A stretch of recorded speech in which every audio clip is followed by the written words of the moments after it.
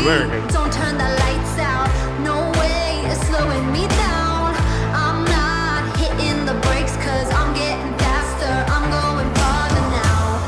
Yeah, I'm on a roll. Yeah, I'm on a roll. Here we go. Here we go.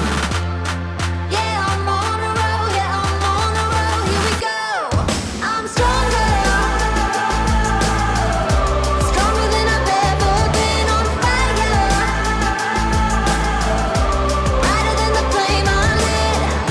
I know that I've come too far to quit. I'm stronger. Stronger than I've ever been.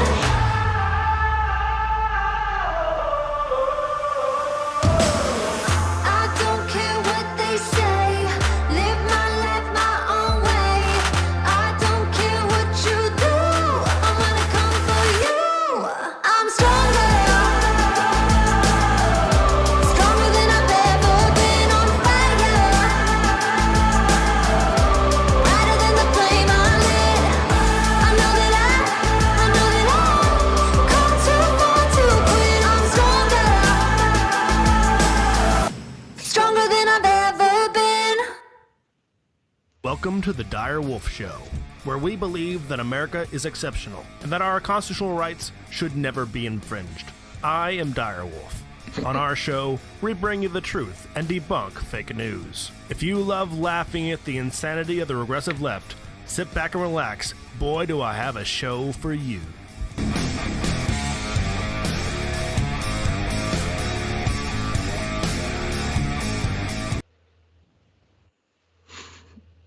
Welcome back, Wolfpack. Dire Wolf here for our weekly news recap from Behind Enemy Lines on YouTube, where speech is not free and the truth is demonetized. Alongside me is my co-host, Fox Trevize. Hey, Did you forget my name? no, I almost said and producer, but it wasn't in the notes, so I skipped it. Good save. Hello, how are you doing today? I'm doing great. Fantastic. You see Stephanie Crowder put out that video about how they managed to get a ridiculous article. I did see that. Yes, noted fat studies and feminist Stephanie Crowder. Yes. The newest scholar in fat studies. I mean, I very much support what they're doing. I can't say it's impressive they got something peer-reviewed by fat studyists, because you could seriously just use toilet paper, and that'd probably also get peer-reviewed. Well, for those of us who don't know the context, Dire, you gotta assume the audience doesn't know what you're talking about sometimes.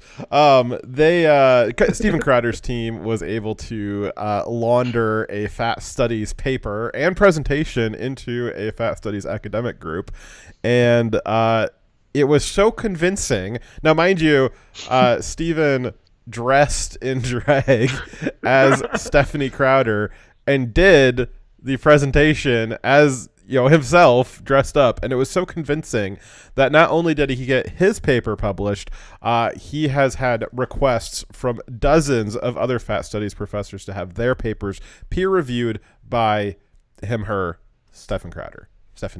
So when someone else sends you their paper for peer review, or when a lot of people do, it implies to me that they think you're an easy rubber stamp.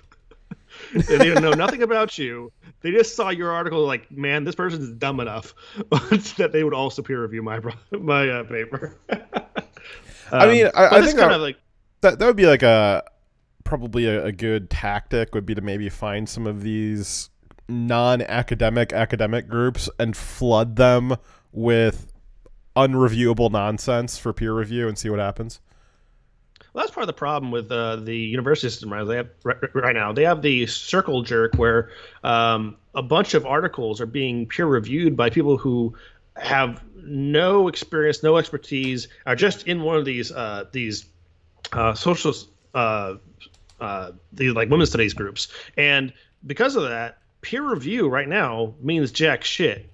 Yeah, there's been some, as much as we've been told to trust the science the last 2 years, prior to COVID, and it's starting to come back a little bit, but prior to COVID, there was a pretty big self-reflection in the harder science communities about what this whole peer review process means. And there was some meta studies done, meaning studies about papers, not just the papers themselves, where it showed that the vast majority across all disciplines, peer-reviewed papers were only ever referenced by the original author. Like, so people are supposedly peer-reviewing papers and publishing them so that they grow the body of human scientific knowledge and create this giant resource for humanity to reference. However, most people are publishing papers that are of no use to anyone but themselves. That's why they're only ever referenced by the author. And so then the author will get something peer-reviewed, and then they will make another paper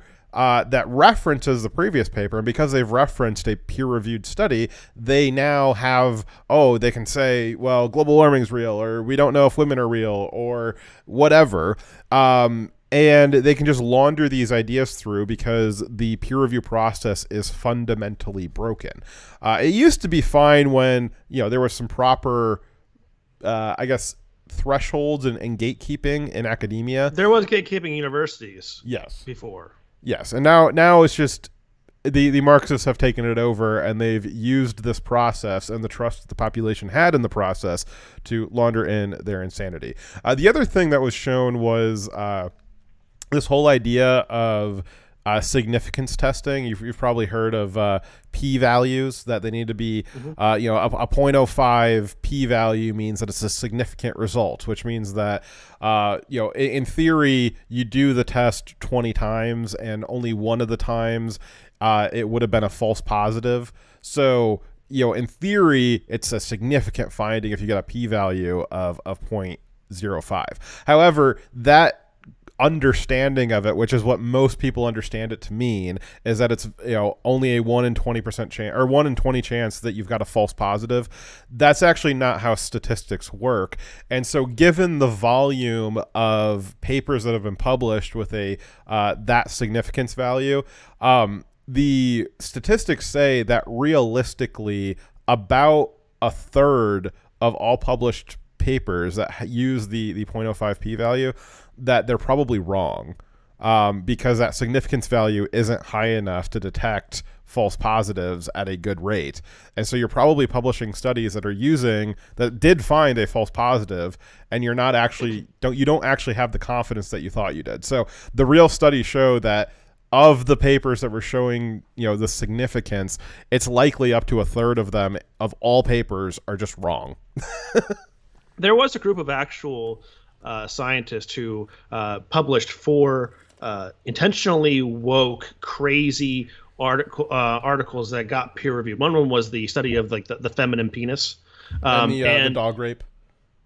And the dog rape, yeah. So those articles were intentionally meant to be insane, buzzword-filled, nonsensical, just crazy. One of them was a wholesale copy of Mein Kampf, a chapter from Mein Kampf, and it just swapped out Jews for men, and then they published it. But it was a 1-to-1, other than swapping out the noun of Jews for men. And those got peer reviewed. They even have a website from a few years ago that would auto-generate a feminist or fat acceptance peer article or a scientific study that was completely procedurally generated, using phrases and terms that were in the system. Right? Sorry, I sneezed. So you're saying an NPC, a literal NPC, is capable of writing these papers? It doesn't actually require any kind of human intellect? A literal NPC was able to create a randomized study that was convincing enough to be similar to what actually gets peer reviewed in feminist circles in women's studies. Which is proof that AI, at the current moment, AI is only capable of producing garbled nonsense. And I think if you come at it with an objective mindset, you can look at it this actually makes no sense. Yes, there's lots of phrases I recognize, lots of combinations of words that you'd seen before, Yeah, but in context, none of this makes sense. So basically, again, prior to COVID, there was movements in the harder sciences to try to start unraveling, or at least highlighting, that the peer review system is not only broken, it's broken in this like dramatic way that undermines all of science. And there was about to be some real hard looks at it, because there was a lot of different groups getting these fake papers into peer review just to prove that the peer review process is broken. And then COVID hit, and all of a sudden doctors became, or scientists just became deified. And so it doesn't really matter if the peer review process is broken. They're speaking with God's voice, so you can't question them. Yeah. So before, it's very odd used that to have that coincided, right? That there was this massive movement about to take off, absolutely, of undermining the peer review process, and then all of a sudden it became like borderline illegal to not trust a scientist. Unless it was a scientist that was against the narrative, in which case you can't listen to them; they should be canceled and excommunicated from the scientific community. So universities used to gatekeep quite a bit because they had their reputations on the line, and there was also far fewer scientists. We had a big push to push people into the sciences. We created some new sciences that were far easier and required, not as much acronym to be successful in it. Women's studies, fat studies. So now we have a lot more scientists who haven't actually learned to do real science, and they're mostly because they wanted an easy degree, or they were there as an activist. And we also have, at the same time, with all these new fake scientists being created, we also have lots of money being poured into those universities from government and activist groups to purchase studies. So we have these, and that's also one reason why they had the classes to make these new scientists, right? So now we have this perverse incentive where these people, they are trying to go after the money by taking on these projects that the government or activist groups have said we want proof for this. So make some studies on this category. So they go and make some shit up, and that's how they're getting paid as scientists. And so then that activist group or the government agency will reference that study. But they'll be the only ones because they're the ones that purchased it, right?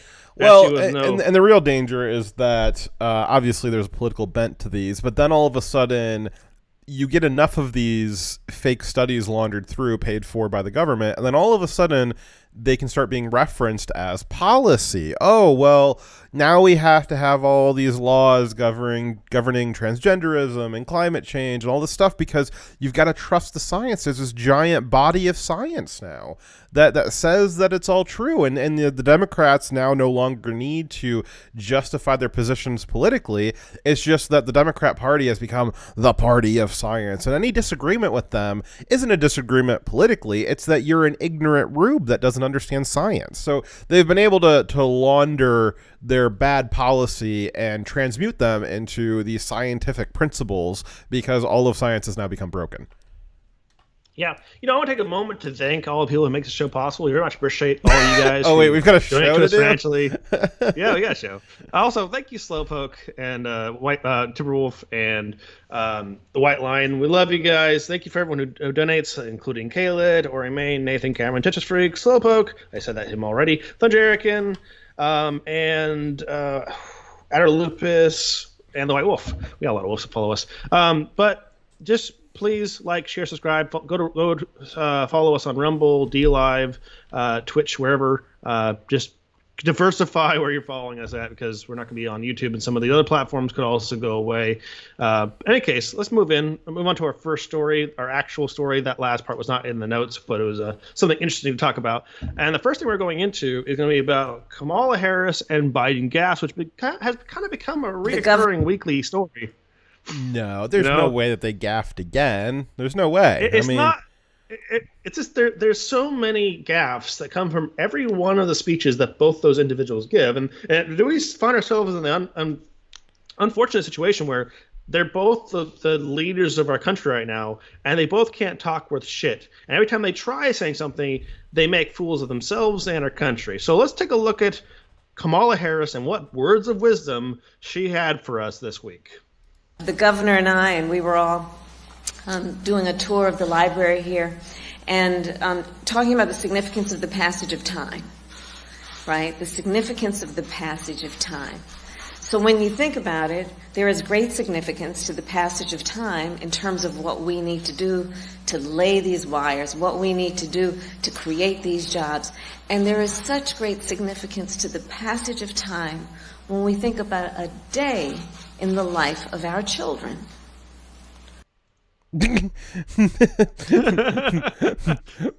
What? So Well, if don't you I'm hear that? if I'm understanding that correctly, time when it passes, there's significance to its passage. Yes. Kamala literally took one of the most fabric things of existence is time. It's the most mundane thing that ever existed because it's just literally the fabric of our being. And she said that it's significant. Well, I mean, I guess depending on what's happening during that time, but it's really not. I mean, everybody, it's significant in the fact that it happens to everybody, but it's really not that significant in a philosophical level just due to the fact that it's such a common experience. It's one of the only universal experiences that we have. So I don't know if that is significant in a philosophical sense, so much as the things that you're doing during it, which I would say, the passage of time, not very significant. Kamala Harris and Joe Biden destroying the country over the course of 13 months, I would say that's pretty significant. Yeah, I think that what happened during that time period is far more important than just the concept of time and how significant it is to you. Like, for instance, I think it's pretty significant that Fauci changed his his instructions of how we should live our lives 4 different times in relation to masks, at least 4 times, and contradicting himself multiple times. And yet, he's not being held account for it, and his changing policies resulted in a lot of problems for Americans. So those actions are more significant than the passage of time. I would say it's pretty significant that Joe Biden was in office in some form for 51 years and accomplished nothing. That's pretty significant. Yes. A passage of time, which is in itself significant in its passage. I think it's pretty significant that they were saying that the Democrat Party is not the party of regime change, but Biden for the last 50 odd years has very many times voted in favor of regime change across the world. That was a recent news article I saw. I saw a pretty significant time passage. I thought was the 7 seconds at 3:52 a.m. on November 4th when Joe Biden suddenly went up by 150,000 votes in Michigan. I thought that was a pretty significant passage of 7 seconds. Yeah. I think we could probably make a long list of the actual things that are significant. But it's important that Kamala Harris wasn't talking about any substance during that speech where, her job, given the small amount of time she has to speak on any topic, because she's only one person who can only give so many speeches, though she does seem to avoid that task as much as possible. You think that she's talking about something actually significant, maybe a policy, maybe ideas, maybe something to help the American people. But talking to us like we're freaking 5-year-olds is not significant. Well, I don't know if it's 5-year-olds so much as it is 18-year-olds brain damage, hitting bongs in a college that their 1% parents are paying for, and just doing gender studies experiments or something.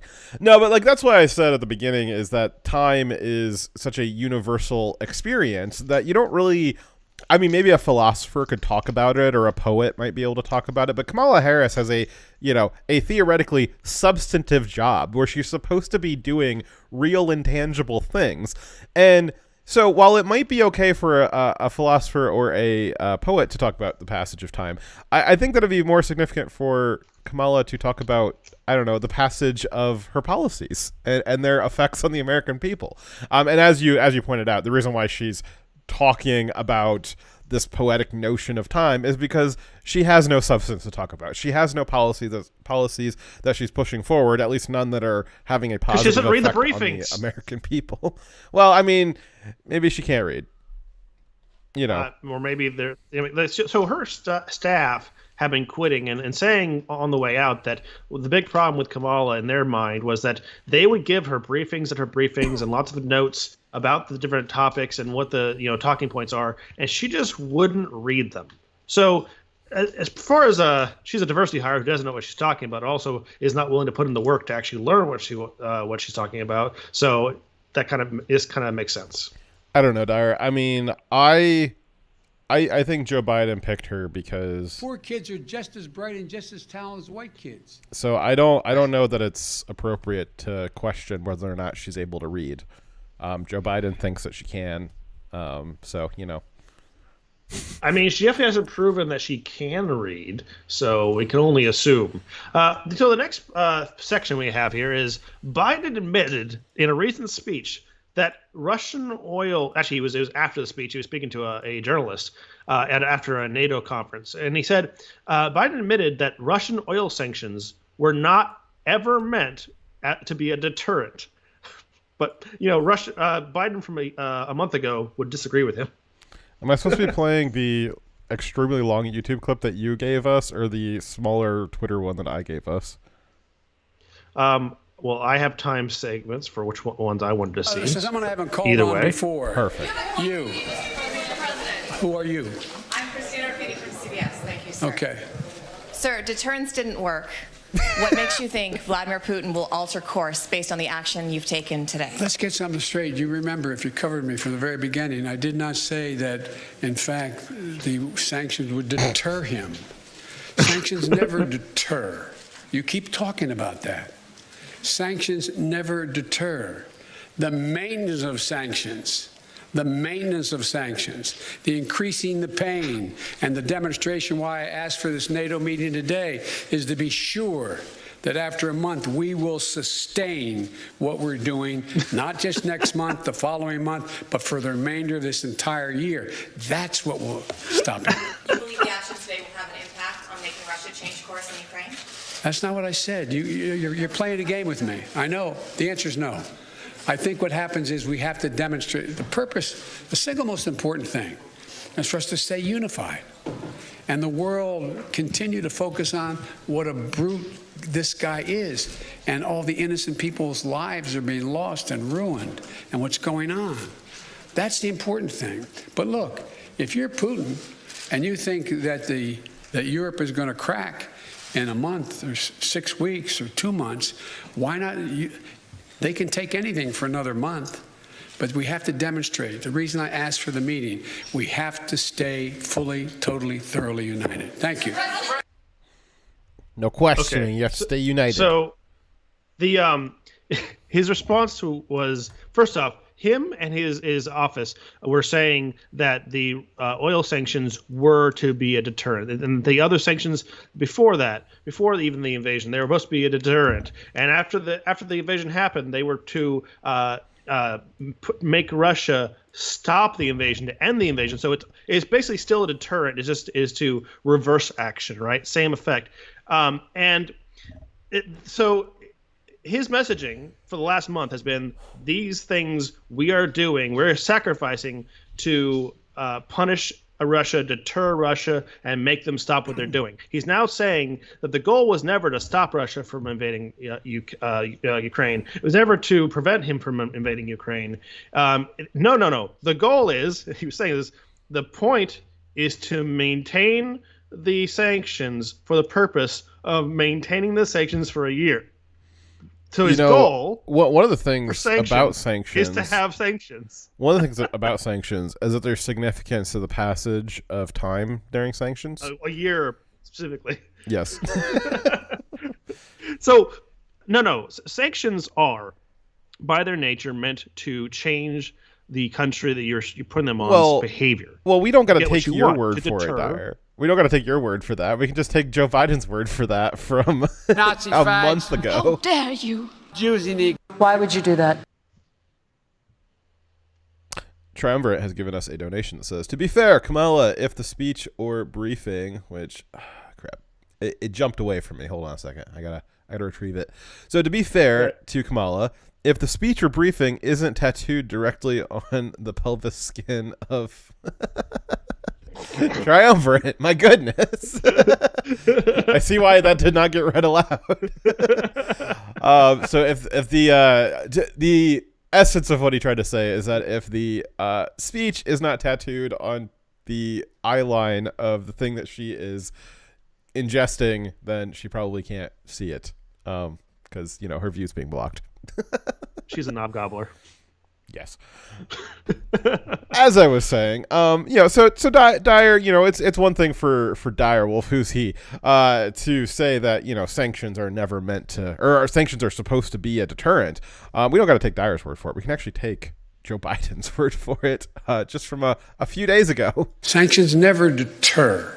You keep talking about that. The purpose of the sanctions has always been and continues to be deterrence. The purpose of the sanctions, in the first instance, is to try to deter Russia from going to war. The president believes that sanctions are intended to deter. They're meant to prevent and deter a large-scale invasion. We want them to have a deterrent effect. The sanctions are designed in the first instance to try to deter Russia from taking further aggression, as well as our efforts to both try to deter Russia through sanctions. If you pull the trigger on that deterrent, well, then it doesn't exist anymore as a deterrent.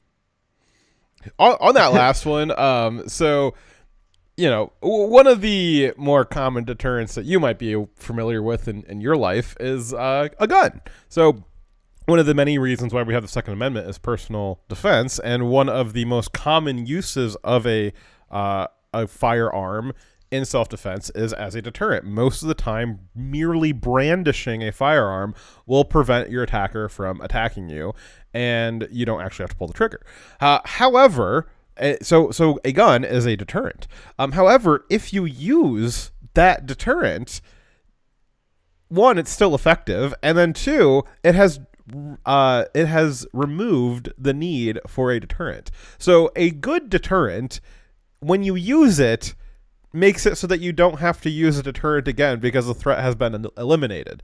That's what a firearm does. So Joe Biden might be right that sanctions are not a good deterrent because they don't, evaporate Russia in the way that maybe a military strike of some kind would. A military strike would be a good deterrent, because if we used it, that would basically preempt the need to have it. So Joe might be correct that sanctions are not a good deterrent. However, his administration has been selling to the American people that they are the best deterrent for a very long time now. So the sanctions are a deterrent in the same way that the active denial system, the radar crowd control system, is a deterrent. Before it's turned on, it's simply being there. It will make a lot of people think twice before starting a riot because they don't want to be hit by it. They know what it is. It looks scary. And so the first step of sanctions, first step of deterrence is knowing that your opposition has the tools and are willing to use it. After that, the next level of deterrence is you've used it, it's effective, and it's so painful that you stop what you were doing that they want you to stop doing. So if those were meant to be a deterrent, the sanctions first would be used as a threat to prevent action, and then also a weapon to reverse action. Those are both levels of deterrence. And that's what they were saying that these sanctions were doing. That's why they're saying you are going to pay more at the pump. You are going to sacrifice your paycheck. People were saying, I'd gladly pay an extra $1 for gasoline, even though they don't pay for gasoline. They have a Tesla. They gladly spend your money to hurt Russia because they thought that hurting Russia would make Russia change their actions. Yes. And him now saying otherwise is a lie. And it's a dumb lie. It's a lie that's counter to his own words. Well, I mean, this is the 1984. There is no truth but now. you got to completely rewrite history. The party's never wrong. There's just the ever-present now. The party was never wrong in the past. Any instances of it being wrong were scrubbed from history. And that's the world that politicians like Joe Biden grew up in for the first 30 years of their career. Enter the internet, and now it's not possible for them to do that. But you see this with like Hillary Clinton as well, where you see these old school politicians not realizing that the things that they said and that they lied about just a couple of weeks ago, there's still tape of that can be very easily retrieved and seen by millions of people. And so Joe will just go ahead and he'll say whatever's expedient yesterday. And then today, when the situation changes and he was shown to be wrong, well, he'll just say, I never meant that. You're the dumb one. You saw him get super animated with that reporter, which is you can tell when Joe Biden's angry because his sentence structure actually becomes coherent. He's actually able to articulate words and say things properly because anger is such a driving force for him. And so he got very angry because he got called out by this reporter that as saying, oh, well, by your own words, Mr. Biden, you said that this was going to be a deterrent and it wasn't. So now what's your plan? How are you going to pivot from this, seeming as your first plan didn't work? And I never said that. That was never my plan. You're the stupid one for thinking that was my plan. And that's Joe Biden's tact every time. You're the stupid one for having listened to him the first time. He's the right one. He's the smart one. You're the dumb one. Biden and the Democrats are so willing to openly lie about what they have said and done in the past because they are confident that they have the mainstream media on their side that will fix history for them. They'll have fact checkers go back and say, well, no, that thing didn't happen. Fact check false, even though it actually happened. They know that they will not be held accountable. Yeah, you'll have Stephen Colbert 2 weeks ago saying, these stupid Republicans, they don't understand that paying $15 at the pump, that's what's going to stick it to Russia. That's what's going to deter Russia from invading Ukraine. And these selfish Republicans, they just aren't willing to take that sacrifice to protect the Ukrainian people. The entire politics of that aside. And then this week he's going to say, the Republicans are so stupid. They're putting words in Joe's mouth saying that he said deterrence or that sanctions would be a good deterrent. That obviously wasn't true. And his audience will just seamlessly from 2 weeks ago, where they believed what he said 2 weeks ago, they'll just seamlessly believe that again this week. And that's every Democrat right now, every leftist mainstream media consumer, is it doesn't matter what was said 2 weeks ago, what's being said now. And then what's being said now in 2 weeks, when that's proven to be wrong, they'll just buy the next lie. And that's the NPC. It's the complete inability to critically think over any period of time, over a significant period of time even. And it's just whatever the latest update is, whatever the tube says, they just wholeheartedly believe it and move forward with it. There's three important takeaways from this. First one is, if he's saying now that his position was that us paying more at the pump and some people not being able to pay their bills and not being able to buy food because of this, that this was never meant to deter Russia, then what is it for? Why is it being continued? It was never had any intent of being used to deter Russia. And second, he said the purpose of the sanctions is to continue the sanctions for a year. So that should clue you in that he's not saying until Russia stops invading Ukraine. He's saying for a year. So whether or not Russia it pulls out of Ukraine, he wants to make sure that we continue to suffer these high prices for the next year. You said 3 points. You said you had 3 takeaways. You've done 2. I was reading what you were writing. I wanted to say something, but I wanted to let you to get through all your 3 first. Fair enough. Do you have a third one? I just lost my train of thought. Damn it.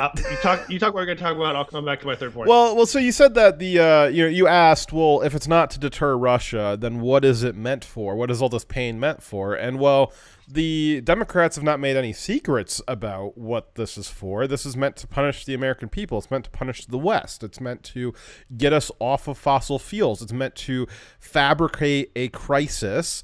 Again, not that the Ukrainian invasion, the invasion of Ukraine is a fabricated crisis, but the response to it has created a fabricated crisis. The response to it in hobbling the U.S. energy sector, Joe Biden's entire presidency being crafted around hobbling the U.S. energy sector. That's all a manufactured crisis.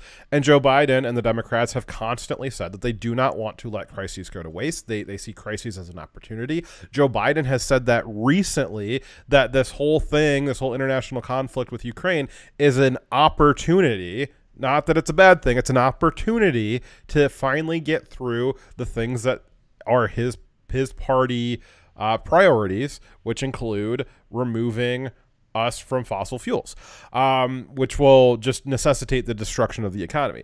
That's why you see most of the Biden administration is not geared around how do we get oil or how do we get gas prices lower. It's about, well, if you buy an electric car, if you buy less food, if you eat lentils, if you stop eating meat, because that's the solution long term to these adventurous foreign policy, policies that we have.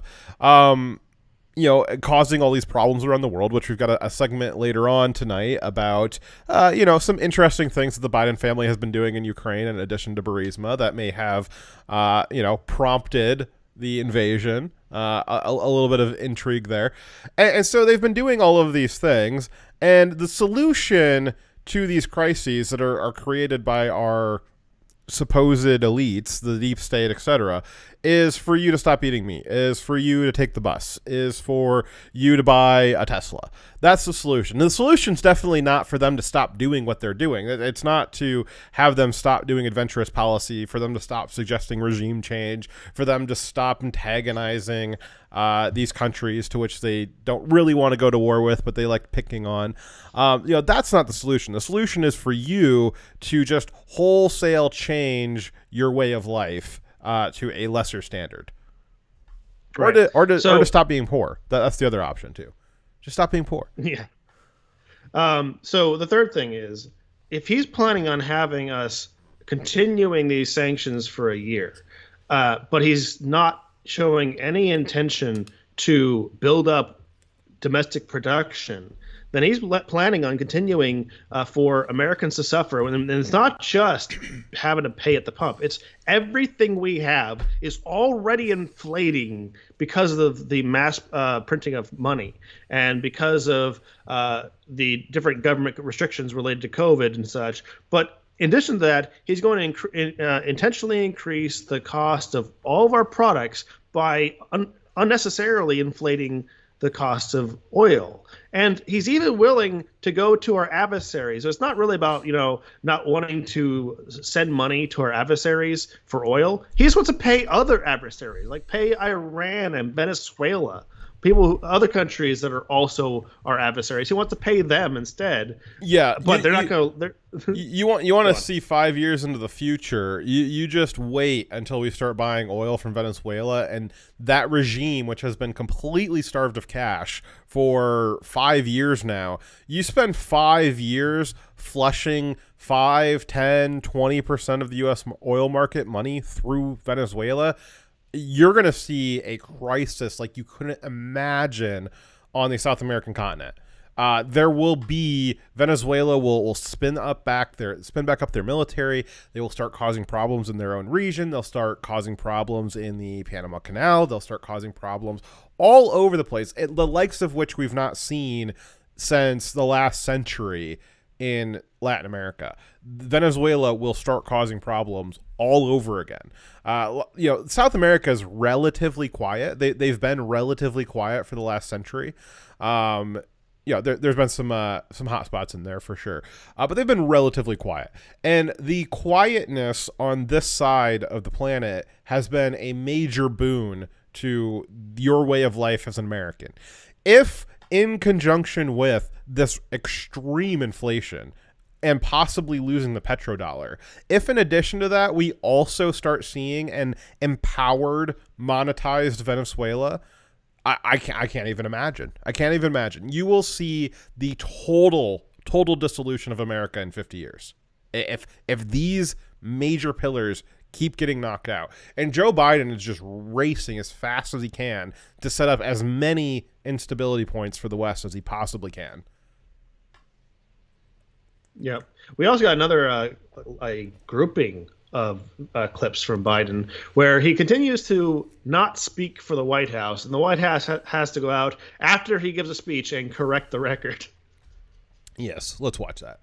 For God's sake, this man cannot remain in power. The White House trying to make clear in the aftermath, or making very clear in the aftermath, he was not, in fact, calling for regime change. And you're going to see when you're there, and some of you have been there, you're going to see women, young people stand in the middle in front of a damn tank. White House officials are telling us that President Biden does not intend to send U.S. troops into Ukraine. If chemical weapons were used in Ukraine, would that trigger a military response from NATO? It would trigger a response in kind. The United States has no intention of using chemical weapons, period, under any circumstance.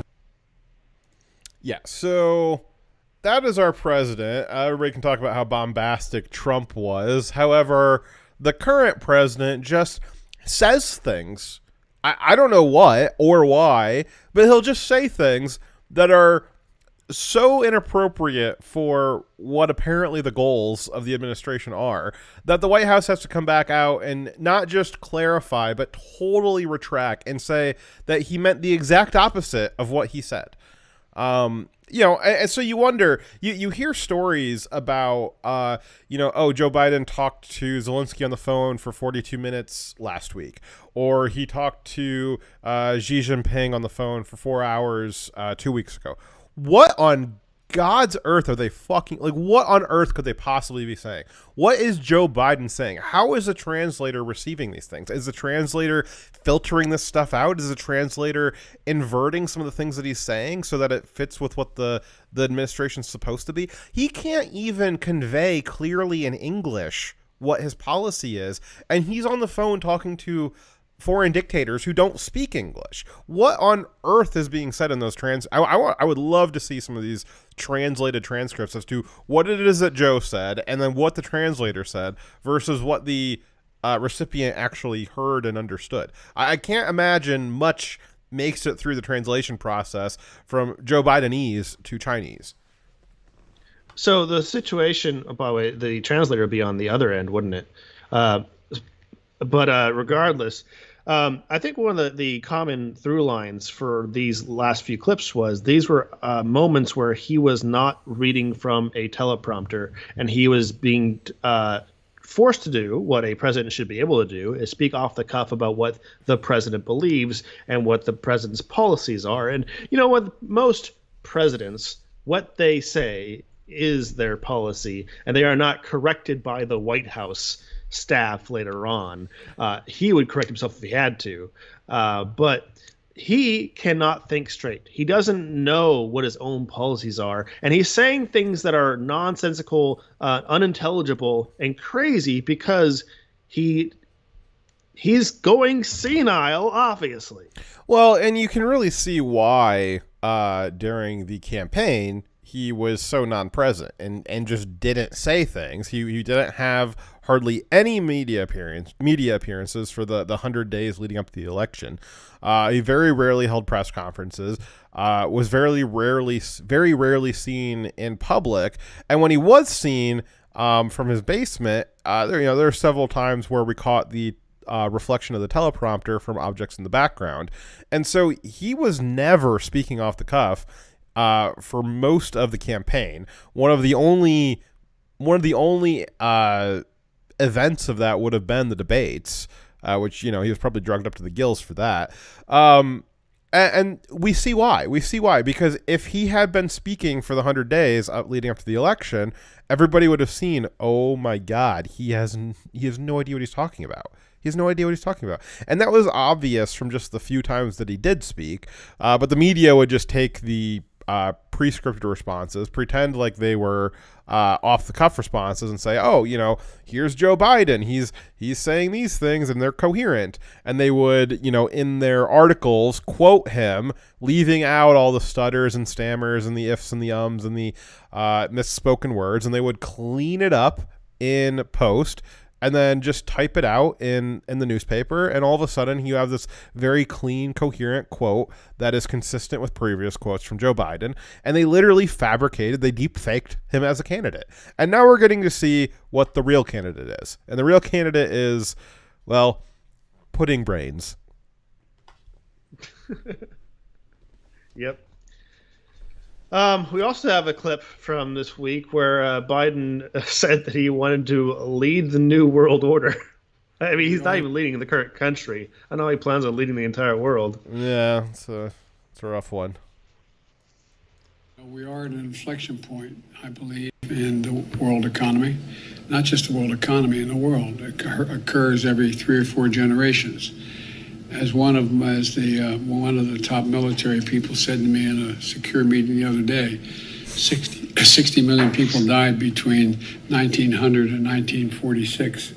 And since then, we established a liberal world order, and that hadn't happened in a long while. A lot of people died, but nowhere near the chaos.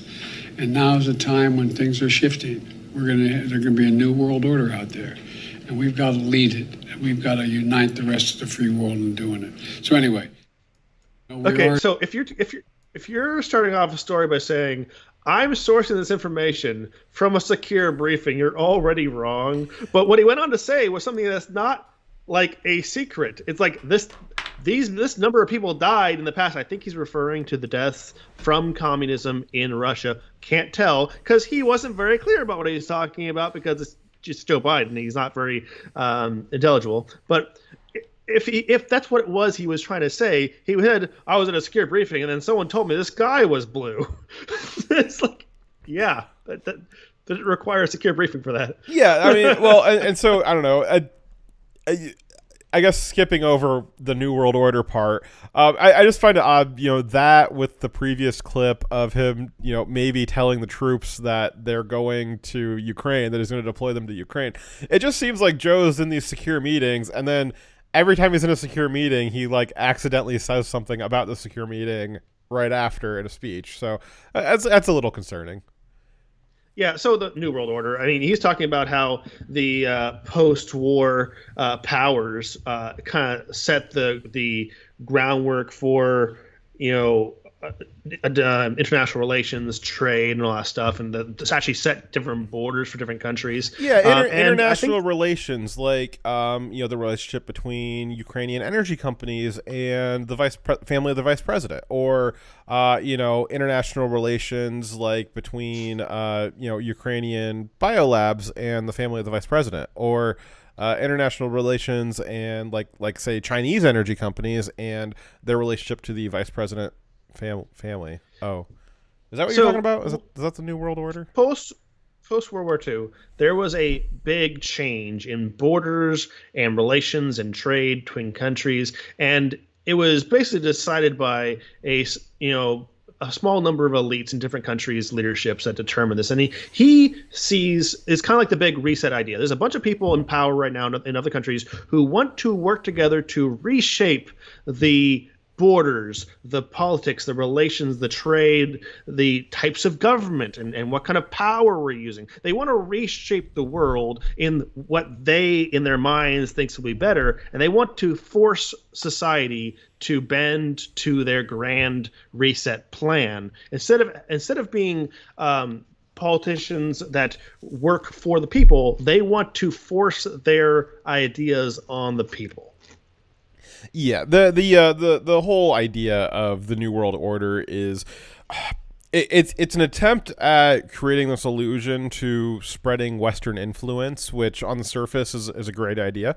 The facade of it is Western influence, but it's not. The reality of it is things like the EU. The reality of the New World Order is spreading European politics all over the world. And the difference between European politics and American politics, though American politics has become European, is that the European politics was really about, kings and queens and these fiefdoms and things of that nature, where it was powerful elites with a lower class, lower economic value caste system. And they got rid of that for a little while, and then there was a war, and then after America liberated Europe, obviously I'm running through thousands of years of history here in a few sentences. After World War II, after America liberated them, they decided to create essentially a peaceful Fourth Reich under the EU. The Europeans have no understanding of anything but a dictatorship, a world-spanning dictatorship. There's been different attempts. It's looked like different things. The EU's a really, really good facade of a not dictatorship, but you look at the structure of the way the parliament works, it has absolutely no power outside of the permission by the council, and they're attempting to bring this more internationally. You see this with Obama's attempt at getting us into the TPP, about talks about maybe America should join the European Union. Maybe America should start a North American Union with Mexico and Canada. And then we have the UN. It is all about trying to create these larger and larger centers of power where you have fewer and fewer people in charge of more and more and more people. And that's a very European idea. And you can see how well it's worked for Europe, because they've been at just devastating continental war every 100 years like clockwork, sometimes much more than that. And America, we've had our own wars internally, but we've had our own wars externally. But the American system was not about having these giant centers of power, of this high level power and this elite class of people. We've certainly lost that, and that's what I meant by having imported European politics.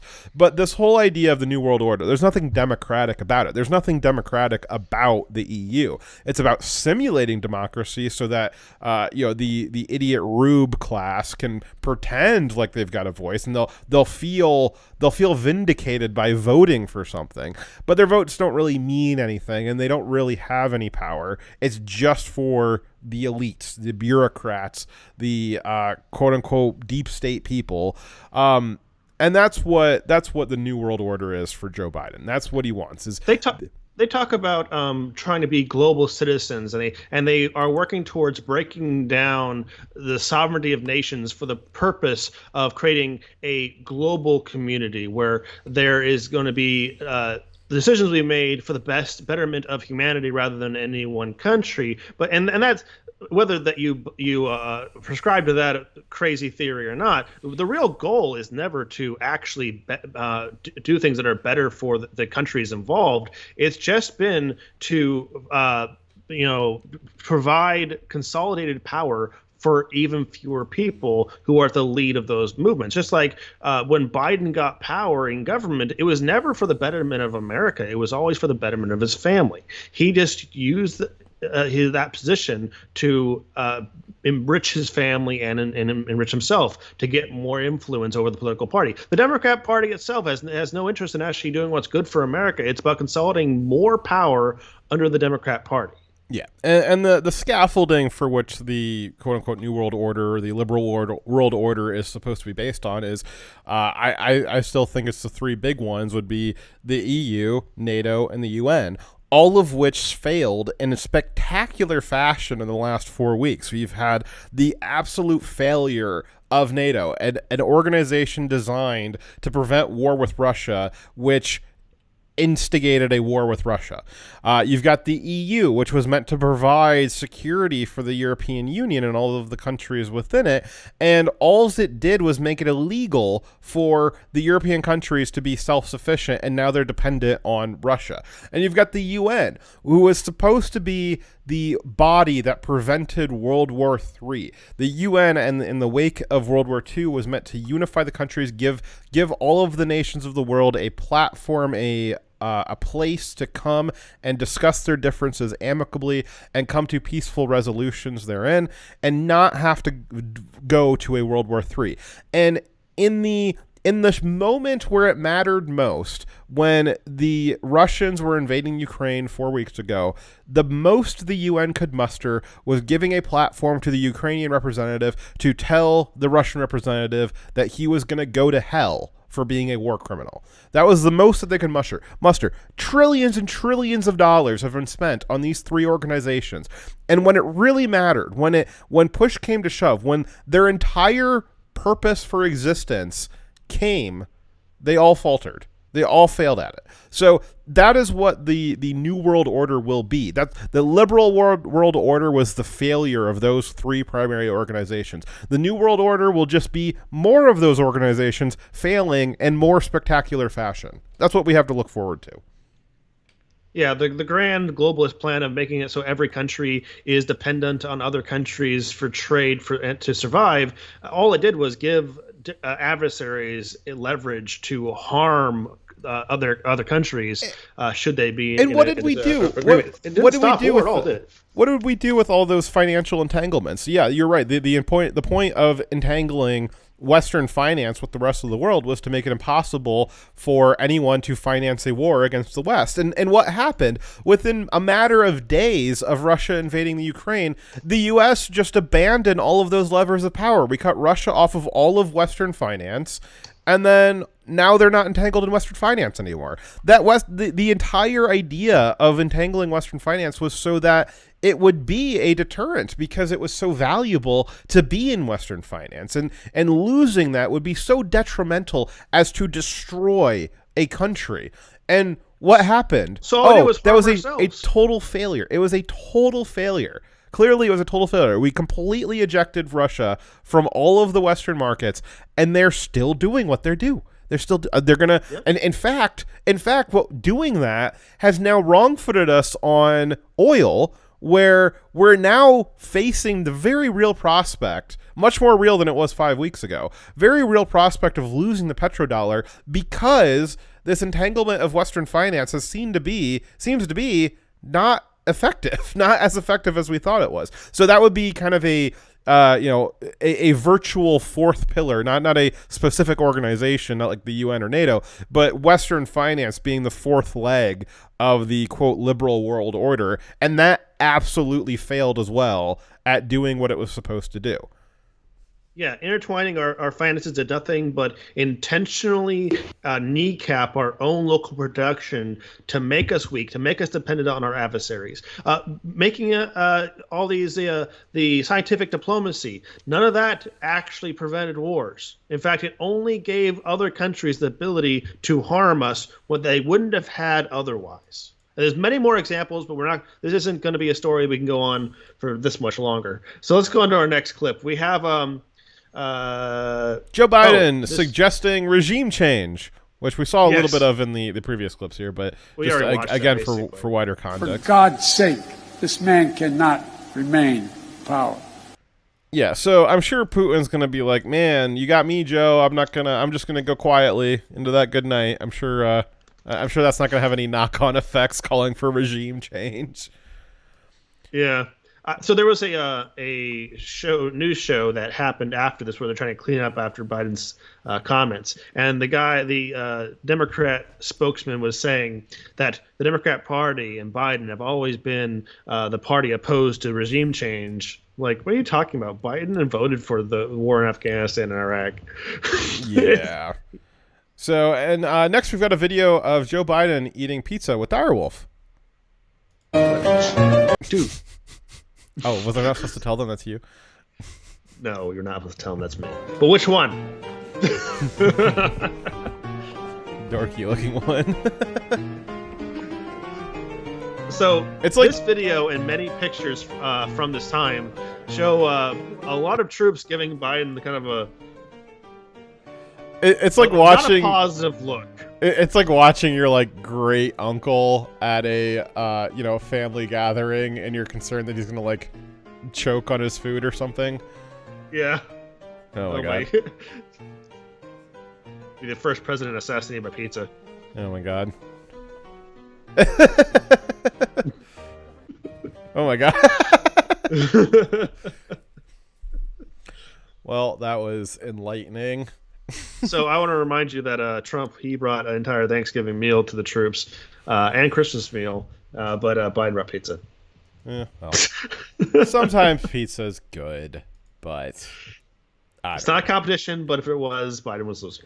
Trump would have brought them like a $10,000 worth of McDonald's.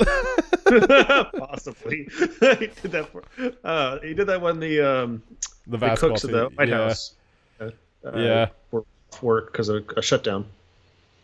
Alrighty. Well, our next story is about... That was story 1, by the way.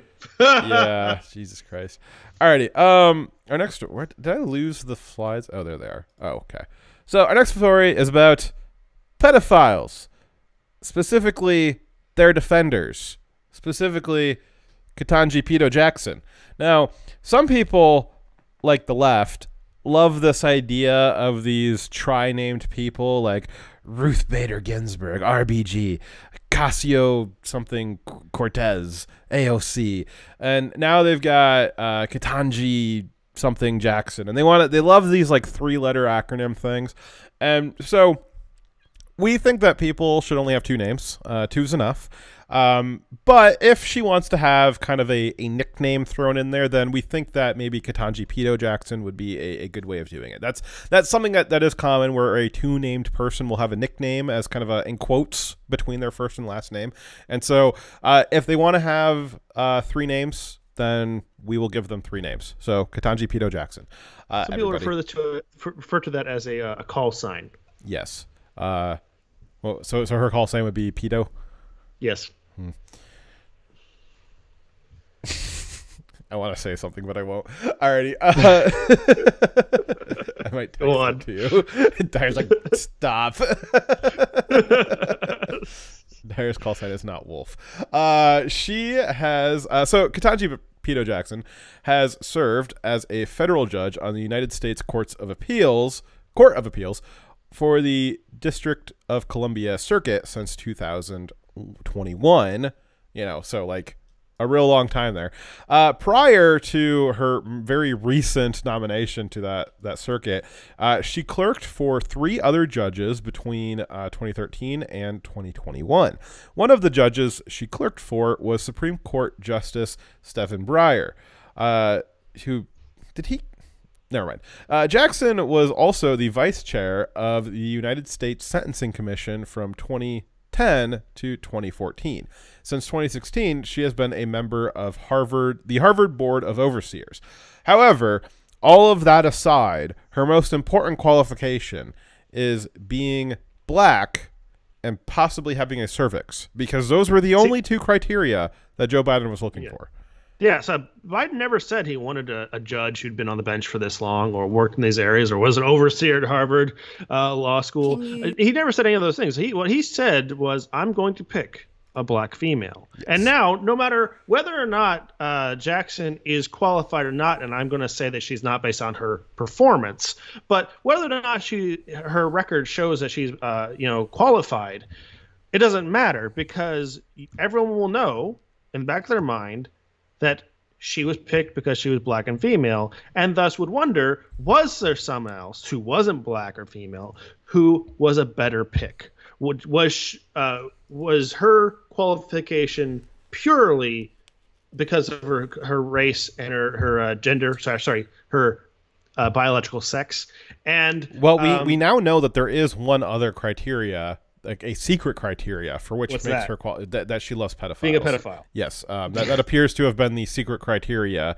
I think it's important to Biden because of his son that pedophiles be dealt with not harshly, because it's kind of close to home for him. Yes, particularly his niece and his son. Yeah, possibly in his home, one of his 3 or 4 homes. Also, between him and his daughter. So, anyways. We have a yes. So we're gonna go over the hearing. So basically, she was she's been in hearing all week, right? So there's been lots of interesting clips coming from that, and we brought you some of the best. Yeah, Biden nominated her for the Supreme Court, and she's been in hearings all week. And we have the first clip is she was asked the very simple question of, could she define what a woman is? Very easy. Dyer, how would you define what a woman is? It is an adult female woman. I Human, would sorry. say Adult female human. a woman's a woman. Dyer, you screwed this up. It's such an easy adult question. Female human. Adult female human. Is that not the definition? There you go. I agree. I also agree that's an adult human female. Alrighty. So let's see what Ketanji Pito Jackson has to say about it, though. Because, she's a judge, which means that she's a lot smarter than you, Dyer. I don't know about course. but Can you provide a definition for the word woman? Can I provide a definition? Mm-hmm. No. Yeah. I can't. You can? Not in this context. So I'm not a biologist. The meaning of the word woman is so unclear and controversial that you can't give me a definition? Senator, in my work as a judge, what I do is I address disputes. If there's a dispute about a definition, people make arguments, and I look at the law and I decide. So I'm not. The fact that you can't give me a straight answer about something as fundamental as what a woman is underscores the dangers of the kind of progressive education that we are hearing about. So interesting line of questioning. Terrible follow up. The appropriate follow up to that was, "Are you a woman?" How what do you how would you define, like, what is it? Give me a context in which you could define woman. Why do you think it is that you can't define a woman? So are you saying that no words have any meaning unless somebody argues about it? You just said that there's often what you hear as a judge is disputes about definitions of words. But are you suggesting that someone's disputing what the definition of a woman is? What is your there's any number of follow-ups that could be done for this that she totally failed to do. Great on Senator Blackburn for asking that, but then falling into the left-wing trap of immediately transferring it over to CRT and the school system. I would love to see some goddamn bills be passed on CRT in the school system, but this is not the time for that. The parents and the local politicians are rising up and they're doing stuff about CRT, and now Blackburn's bandwagoning off of that. But you didn't see Blackburn 2 or 3 years ago talking about CRT in the school system. You didn't see her passing bills about CRT in the school system. You don't see her doing that now. But because she knows that she's going to be on camera, she's going to talk about this now, and she'll use this as a campaign advertisement, moving forward. However, great that she asked the first question.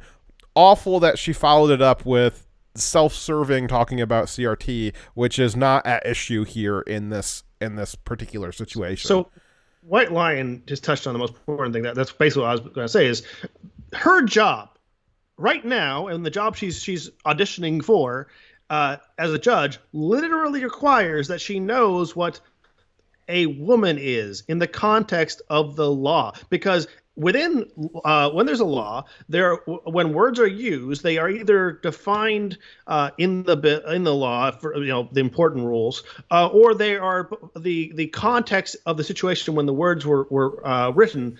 The current meaning at the time is important. The definitions of those words determines what the meaning of the law is. There are currently laws on the book, many of them, Title IX being one of them, that has a accepted definition of what a woman is. There's lots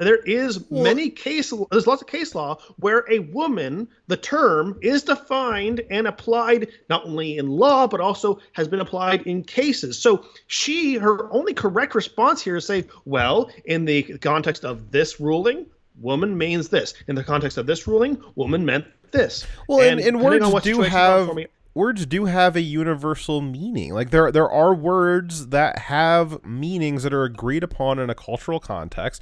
I mean, this whole idea of like, oh well, it's a cultural construct. Well, yeah, we're human beings. We're living social things. That's what, like, there is no purpose of language other than to construct cultural things. That's the whole point of it. Yes, you've identified the fabric of reality. Great. Can we talk about what a woman is? And you mentioned that woman's defined in law. Within about 5 minutes of this segment, she will go on to talk about Roe v. Wade protecting the rights of women. We've got Title IX, which protects the rights of women. We have all of these things in law that protect the rights of women, yet we don't know what a woman is. And this idea that she can't define it outside the context, one of the base principles of U.S. law was supposed to be, it isn't anymore, it's been totally lost, but it was supposed to be that a law could be understood in common parlance. So she should know that that's a legal principle when analyzing the text of laws, is what is the common parlance meaning of words in those contexts of those sentences. And she clearly can't do that. If we are going to take a word as basic as woman and make it so hyper contextually esoterically specific that the common person, even a uncommon person such as a judge, can't define it, then the law is entirely meaningless, and we live under absolute tyranny, where at any point in time the definition of any word is subject to change, and you are now subject to the new definition of the word. There is no stable foundation at all. Everything is fluid, and everything exists at the whims of judges like her. To oversimplify, I'd have to ask, who has the right to an abortion because of the ruling on Roe v. Wade? Do men have a right to have an abortion? We know that men don't have the right to abortion because one of the Democrat candidates last cycle ran on a platform of allowing men to get abortions. Ran on the platform of the right of men to get abortions. You remember that? Yep. So we know that men don't currently have the right to an abortion. So we know that the term woman in the context of Roe v. Wade has a definition, and that she could have referenced that. And I'm not saying that she would say that this is the one definition for all laws. There are currently ruled cases that she could say, in this context of this ruling, the Supreme Court said this. This is the meaning of that word. And that's how she would and other nominees have answered questions about civic rulings. So she said, well, I can't tell you how it would rule, but I can tell you how the Supreme Court has ruled as precedent, right? Now, she also said something that's quite interesting. She said that she couldn't say what a man or woman was, not because she couldn't say how she would rule, but because she's not a biologist.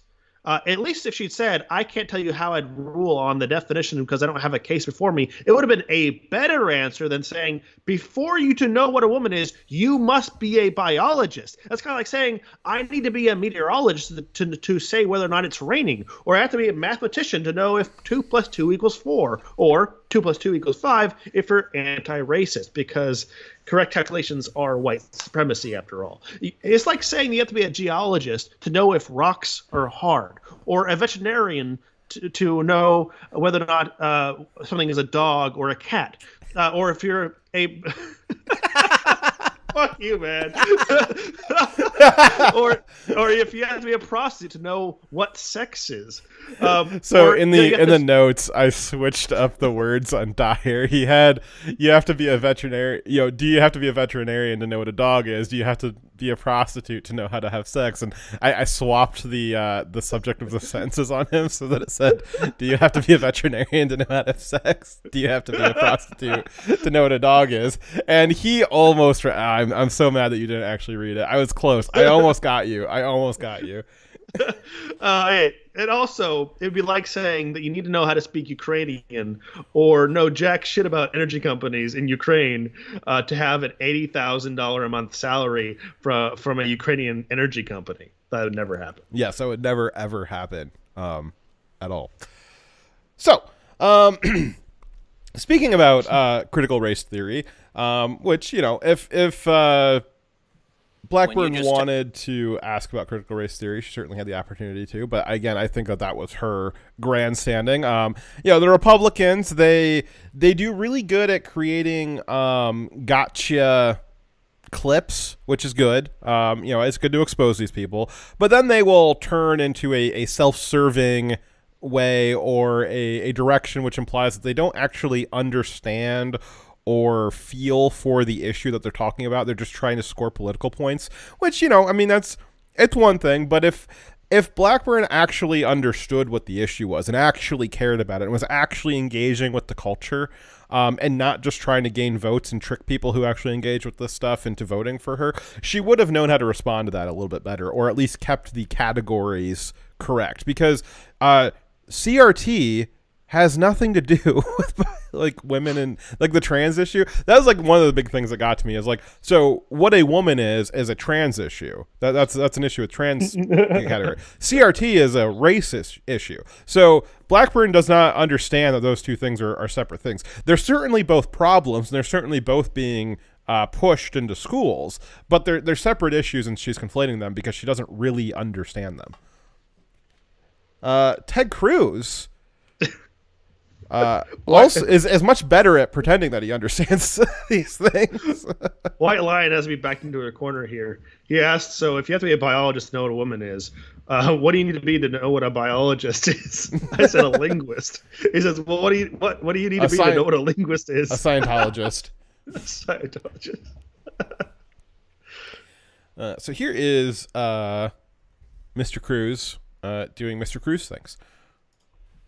When you just testified a minute ago that you didn't know if critical race theory was taught in K through 12, I will confess I find that statement a little hard to reconcile with the public record, because if you look at the Georgetown Day School's curriculum, it is filled and overflowing with critical race theory. That among the books that are either assigned or recommended, they include Critical Race Theory, an introduction. They include The End of Policing, an advocacy for abolishing police. They include How to Be an Anti-Racist by Ibram Kendi. So to give some context to this, which Cruz kind of skipped over a little bit, he's referencing books that are part of the curriculum in a school district to which Ketanji Pito Jackson is a school board member. So the school board has control over curriculum that they have. If they want, they can exercise control over the curriculum, certainly books. And so this is why he's asking her this. The left has tried to obfuscate this, saying, Cruz is just asking her about a random school district. What does she know? Why, she doesn't have any control over that. Or they're trying to imply that school board members don't have control over they expressly curriculum. said that. Yes. And that's just not true. So just to provide some context here as to what Cruz is doing, is he's showing, hey, you've got control over these children's education. You've got a vote on it. What do you think about the things that they're learning? They include literally stacks and stacks of books, and I'll tell you two of the ones that were most stunning. They include a book called Anti-Racist Baby by Ibram Kendi. And there are portions of this book that I find really quite remarkable. One portion of the book says babies are taught to be racist or anti-racist. There is no neutrality. Another portion of the book, they recommend to babies confess when being racist. Now, this is a book that is taught at Georgetown Day School to students in pre-K through second grade, so 4 through 7 years old. Do you agree with this book that is being taught with kids that babies are racist? Senator,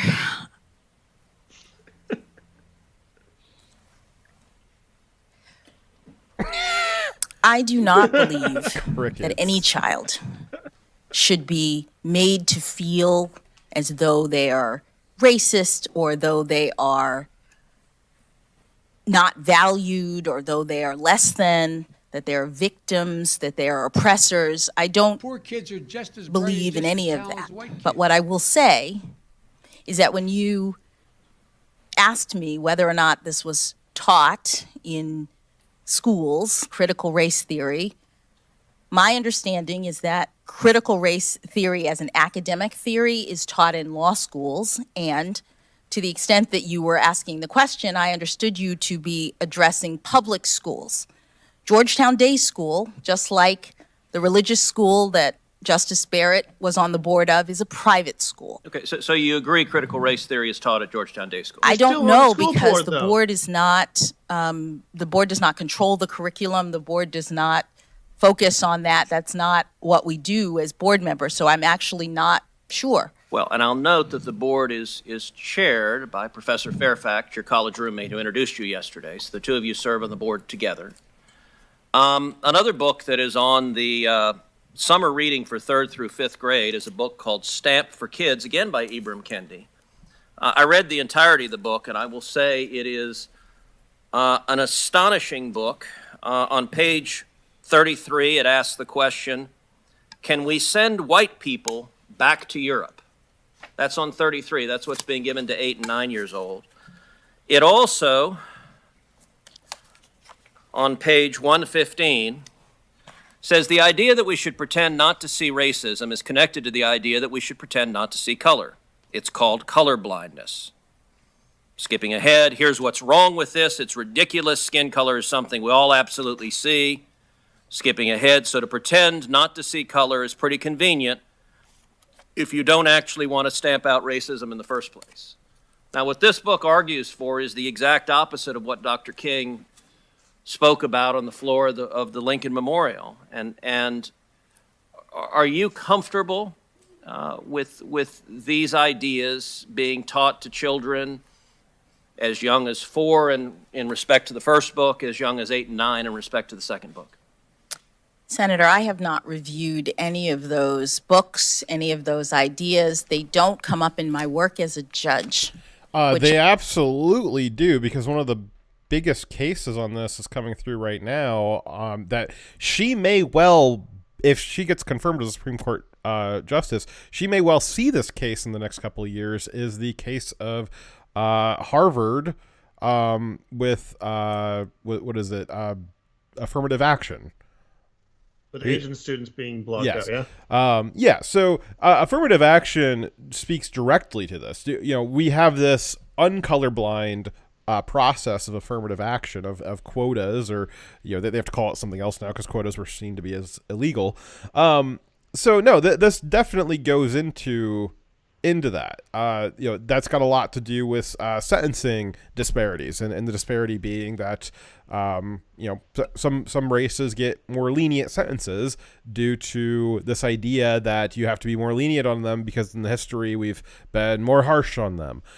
There's all kinds of laws attempting to be passed by Congress under the COVID stimulus bill.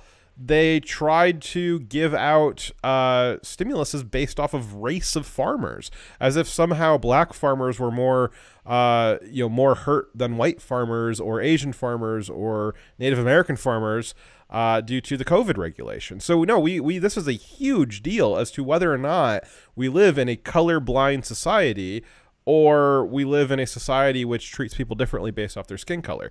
I mean, this was such a point of contention that Lady Liberty herself is blindfolded. Or Lady Justices, rather, is blindfolded in front of the Supreme Court because it was meant to be done without prejudice, without any idea as to what the color of the person's skin was. And so it's very important. It's an important question for her to be asked. How do you feel about these things? Not, can you justify why you allowed this book in your school district? Can you, argue for it one way or the other? Can you tell us just, what are your feelings on this?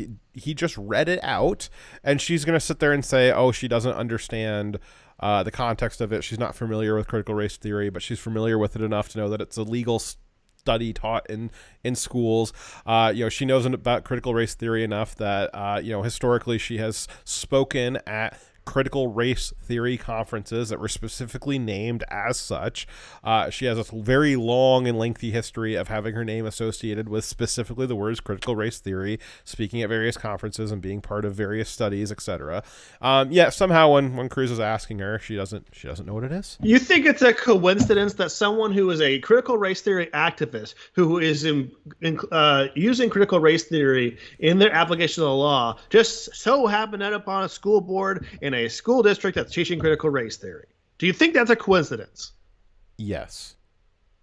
No? If you truly believe that, you'd be an idiot. No, she knew that critical race theory was being taught in those schools. She supported it and most likely helped guide it. And the idea that she thought that, or she wants us to believe that she thought that critical race theory was just an academic theory in university is absurd. You'd have to be completely outside of the political movement, the activist movement based around critical race theory, which has been all about the application of critical race theory and the teaching of it to the lower grades. You have to be completely unversed in the public conversation that's been going on for the last year. The political upheavals at schools where parents are going to school boards all across the country and saying, look what's being taught in the schools. We don't support this. She'd have to not be following that. And if she really lived that much under a rock, then she is too divorced from society to be a Supreme Court justice. Absolutely. One thing that is not in question, though, is she loves pedophiles, like, a lot. Like, a lot. So, oh, man. This is, do we have timestamps on this, or am I supposed to start from the beginning? Beginning. Okay. I guess you'll let me know when we're done. Hopefully. Okay. All right. So, yeah, as you may have heard, and as we highlighted here, she loves pedophiles. And here is the first of many rounds of questions that she's going to have on many of her cases, but specifically we're going to focus in on the United States versus Hawkins case, which was her most egregious and heinous sentencing procedure here. But let's let Senator Cruz give us kind of the groundwork for this. Now, your justification is that you're following the statute, and as you know, 18 U.S.C. Section 3553 lays out the factors that as a district judge you had to consider in sentencing. And let's start with the Hess case, United States versus Hess. Now, in that case, a man sent 6 pictures of a prepubescent girl that he claimed was his daughter to an undercover law enforcement officer. Officers found over 600 images of child pornography, including images of sexual acts being performed on prepubescent children. The defendant pled guilty, and I believe in all of these cases the defendant pled guilty. So there's no question about guilt. They came in and pled guilty in your courtroom. The charge carried a mandatory minimum sentence of 5 years and a mandatory maximum sentence of 20 years. The sentencing guidelines recommended 151 to 188 months sentence. The government, as part of a plea deal, agreed to argue for 60 months, but didn't agree that that would be the sentence, simply that they would advocate it. And you, in turn, sentenced Hess to 60 months. So, under the terms of the statute, why did you choose to sentence Hess to the absolute lowest possible sentence you were allowed to sentence under law? Thank you, Senator. I have spoken at length throughout this hearing about these cases. I've said what I'm going to say, which is I've taken every case seriously. These are Do you have anything very to say about the horrible Hess case? I'm asking you specifically crimes, about the Hess and case. I've taken every case seriously. So you're not going to answer that? These are very horrible crimes, as was that one. And as a mother, having to look at these pictures, having to follow Congress's directive, having to listen to recommendations like the government in that case, which argued for 60 months, I imposed the sentence that I believed was the sentence that was required by law. So I believe you, and I've read your sentencing hearing in each one of these cases for which we have transcripts, and there are several of which we don't have transcripts. So in each of these All right. Okay. So I just want to give the point. I wanted to get out the line that she was saying that she was following the guidance by the government and by Congress. That is her excuse that she's using for the low sentences she gave. I want to point out that the Hawkins one that you're going to be talking about in a second, Wesley Hawkins, the government was going for 24 months, but the sentencing guideline had said 97 months, and what she actually sentenced him to was 3 months. Yes. And we'll have some clips here coming up about what happened in that case. But what Cruz would go on to say, he went through rather completely each of the cases that she had on this big billboard he has behind him. I can get a good view of it. But basically what he found was that on average, her sentencing was like 40% under what the ask was, or what the sentencing guidelines were. So there were sentencing guidelines that say it should have been X number of months, and then the government, the prosecutors would ask for a certain number of months, and she would come in under by like 40 to 50% every time. And then there was minimum sentences that were guidelines put out by Congress. It was an actual law that these need to be at minimum this much, even though the prosecutors were asking for less. She still has the guidelines to follow these mandatory minimums by Congress, and she was like 80 or 90% under the mandatory minimums almost every single time. So that's what Cruz would build up to. And so we've gone through and looked at a couple of these cases just in our research, but the United States versus Hawkins, as Dyer said, that's one of the worst ones, where he only got 3 months for something that had a mandatory minimum of 10 years. And over the 9 years and 9 months that he had extra, that he was out when he shouldn't have been, he would go on to reoffend. And he wouldn't have if the mandatory minimum had been in place. So let's see here.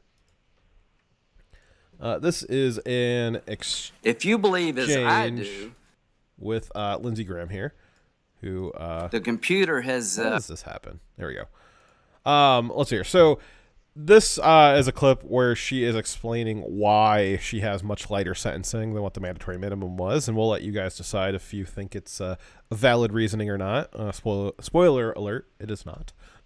World in which the mail is used for the purpose of distribution, it really matters whether the person has distributed 1 or 5 or 1,000. And so the guideline says, you know what? We are going to treat a person who's distributed 1,000 a lot worse, because that shows that this person is really engaged in this really horrible behavior. In comes the internet. On the internet, with one click, you can receive, you can distribute tens of thousands. You can be doing this for 15 minutes, and all of a sudden, you are looking at 30, 40, 50 years in prison. Good. Good. I understand. Absolutely Senator, good. I hope you are. Good. Allow her to finish, please. I hope you go to jail for 50 years if you're on the internet trolling for images of children in sexual exploitation. So you don't think that's a bad thing? I think that's a horrible thing. That's not what the witness said. So you can see how animated and excited it is. I mean, her voice is nearly cracking with the emotion that she has in vigorously defending that it's irrational to treat internet crimes in the same way that we would treat the crimes if they were going through the mail. You know, exploiting children through the internet is, it's so easy, so we shouldn't be as harsh on it as we were if they were exploiting children through the mail. And again, you can see the animation that she has with her body language, the the emotion that she has in her voice. She's not merely explaining an academic interpretation of the law. This is an emotional and vigorous castigation for the harshness of the law. The law is far too harsh on pedophiles, and she's castigating it emotionally. Saying, what about, you got to think about these poor pedophiles. It's just so easy. They get caught up in this so quickly. It's just one click, and you know how it is, Dyer. You just one mouse click, and all of a sudden you've got 10,000 kiddie porn images on your computer, right? So easy. So easy No, these days. That's not right. That's not true. Dyer does not have that. Yeah. So this is this weird, vigorous defense that she has, and she goes on and on and on, and we'll talk more about that in a second here. You can read that part, Dyer. Okay, so Pedo Jackson's justification for why she provided such lenient sentences from these convicted pedophiles was because of how new technologies, the internet, had made it easier to possess and distribute the child porn. Yeah. So I also want to, do you want to say something? No, I thought okay. right yeah. there. So and to address her use of the term all of a sudden, you're just on the internet and for 15 minutes and just all of a sudden, that is not how child pornography works on the current internet. So due to lots and lots of legislation and policing that is involved that we have in America, there are some extreme measures taken by nearly every major website to prevent CP from being widely available. So if you're finding child pornography on the internet, it is typically through very vigorous and conscious intent. Yes, there may be every now and then the odd incidents of scrolling through Twitter if you're following the wrong people, or maybe somebody maliciously sends you an email to try to entrap you in something. That is certainly a thing that may happen. However, the idea that that's going to happen to the volume where you're accidentally getting tens of thousands of images of children being raped is just absolutely absurd. It's absolutely just not true at all. And you're not going to jail or even going to a courtroom if you're scrolling through Twitter and something accidentally happens across your timeline. Now, if you're setting up an event where, a circumstance where you're quote unquote having happy accidents all the time, and those accidents are showing up in your downloads folder and they're being categorized on your hard drive, that is going to be an issue. That's where your issues are going to happen at. So this idea that you can accidentally do this through 15 minutes of random clicking on the internet is absolutely not true. There's far too many regulations in place to allow that to happen. Now, general porn, you can find an awful goddamn lot of that in 15 minutes. And some of you only need 15 seconds.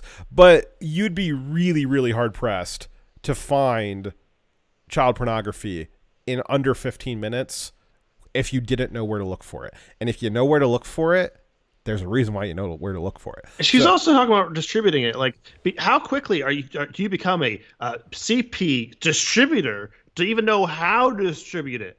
Like, are you kidding me? In 15 minutes, you think someone just becomes a CP distributor? No. In fact, to be really blunt about it, the only place that I know of that you can accidentally find child pornography right now, and this is not a joke, is Netflix. Netflix is currently the only place where you can accidentally find child pornography. But other than that, it's kind of forced upon you. Yeah, it might even be in your recommendeds. But other than that, again, people will post stuff on Twitter all the time. She one of her cases, the person was posting it on YouTube, and probably before the algorithms got real good. But you can actually, one of the things that child pornography purveyors were doing for a long time is that if you publish a video privately, the scanners are not quite so tough on it, and so it won't be publicly available, but you can share the link to it. And that's what a lot of people were doing for these child pornography networks, mostly the FBI. And so, but that's not something you're going to find on a YouTube search. You can search anything you want on YouTube, and you're never going to find these videos. You can search anything you want on Twitter, and you're never going to find these videos. Now, if you're part of a community, as she puts it, she'll talk about the pedophile community later on. If you're part of a community that knows where to find these things, then you might know where to go looking for those things. But if you're not involved in that and you don't know where to look, you are not going to, in 15 minutes, happen upon any child pornography. You will never find it. Put how hard it is to find CP aside. Let's talk about the political precedent she's trying to talk about, where because a crime becomes easier to commit, it is now less bad. That idea is insane. Just because it is easier to commit murder with a rifle than it is a knife doesn't make it less bad to shoot someone rather than stab someone. Just because, and then she also referenced in another time that being part of a community or being engaged in the pedophile community changes the severity of the crime. When did it become more or less severe to murder someone by yourself or as part of a group? If you murder someone as part of a group, all you're doing is having more people guilty. They're not less guilty. Right? Yeah, I mean, you've got, like murder, for instance. You used to have to, go find a person and strangle them with your bare hands, and it was really difficult to do that. And you do one murder, two murders, three murders like that, where you're just finding somebody and strangling them with your bare hands. Yeah, well, yeah. First off, you're really tired, but that shows intent. It shows the severity that you're probably going to be a reoffender. So by the fifth person that you've strangled with your bare hands, we're pretty sure that you are a bad person, that you're probably a murderer, that you've got this malintent. Whereas now that we're in the modern age and they've invented airplanes, you could just be on an airplane for 15 minutes and accidentally fly into the World Trade Center and kill 3,000 people. And I think that, based off of her argument, it's not as severe or heinous as somebody just strangling one person to just murder 3,000 people with an airplane, just because the technology. You had these serial killers, right? And they were doing one or two through the mail, and then all of a sudden here comes airplanes. Enter the airplane, and all of a sudden it's just so easy with one or two clicks and of your utility knife, and all of a sudden you flying into the World Trade Center, killing 3,000 people.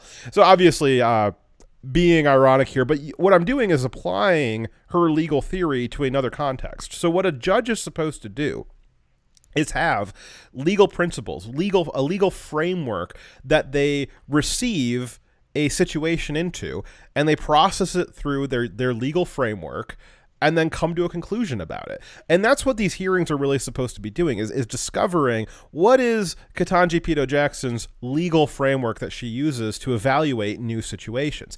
And so if I were to look at how she's evaluating this pedophile situation on the internet, and her saying, well, because the technology makes it so easy, it's not as big of a deal, to extract from that the legal principle that she must be using, the only logical conclusion is that she's using this legal principle that technology-enabled crime, being able to do a crime en masse, is not as big of a deal as doing it just once the old-fashioned way. So again, you apply that principle to murder, and all of a sudden you see how quickly it falls apart. You apply this to drug dealers, and it falls apart too. We have a principle in the legal system. Certainly you can argue against it if you want to, but as it currently stands, we have a principle in the legal system where distributors are more harshly punished than either the original producers or the end line consumer.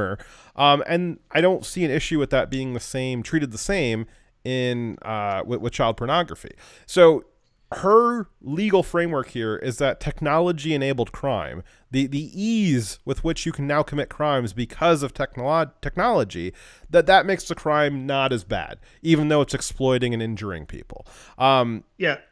Go ahead. So the first issue was that she's saying the new tools making the crime easier to commit makes it less bad. The second flaw, and not as obvious, was the being part of the community. So in some of her cases, she ruled that someone had mitigating factors that made their possession and distribution of child porn less severe because they were not on chat rooms, not in the pedophile community, even though they were the ones actually victimizing the kids and creating the porn. That group, that subset of child porn havers or possessors is far worse because they are personally creating the child porn and personally victimizing the children. But she said or determined that it was a mitigating factor that they were not as likely to reoffend because they were not engaged in the community. So there's a breakdown in that logic, right? And again, how does the The specific case that she was referring to that was Hawkins, where Yes. she gave him 3 months when the mandatory minimum was 10 years. And within 8 years of him getting out, he reoffended. Right. So that's exactly what the case I was referring to. So she had determined that because he was not engaged in the community, that he was less likely to offend. She even said that she believed he was not likely to offend because that's what he had argued in court. So no, the idea that because you are a lone wolf creating and distributing child porn means that you are less bad than someone who's part of the community who is not creating it and is consuming and then distributing it. That is a illogical idea. Those are not a reasonable mitigating factor to assume. And because of those assumptions, where she just takes each one of the different categories of possible mitigating factors, she just like adds them up and uses them to subtract time, is how you get someone who was directly making child porn and directly personally victimizing a child to make said porn. That person was given 3 months, while other people who also pedophiles with child porn who were not personally creating it were getting far more harsher sentences. So there's I'm not saying there should be any kind of sympathy or shorter or lower sentences for child porn possessors. What I'm saying is her application of her legal theories resulted in people with clearly worse cases getting far less punishment. That is a clear sign there's a problem with her legal theory. Yes. Let's see here. So, did you want to read through this part, or do we already go through that? Where? I don't know. Any of the yellow stuff. I think that we went through that already, Okay. except for down here at the bottom. I wanted to mention that she mentioned that she had tried to push off her rulings off onto Congress. She said that she followed the recommendations from Congress. Well, I actually went through and read through this extremely lengthy document, which is a study on the disparity of – sorry, I'm going to sneeze. Disparity of sentencing. And I wish I'd known that, like, in the last third, there was one page that summarized what the recommendations from Congress to judges were. I wish I had read all those other pages of analysis. It was really, really dry and not fun to read. Anyway, so their recommendations suggested that, as we discussed, had recommended that sentencing be determined on whether or not someone was personally involved in the victimization of the child, whether or not they were in the community. So it specifically is suggesting that their affiliation with the community, meaning chat rooms and stuff like that, is a mitigating factor or not.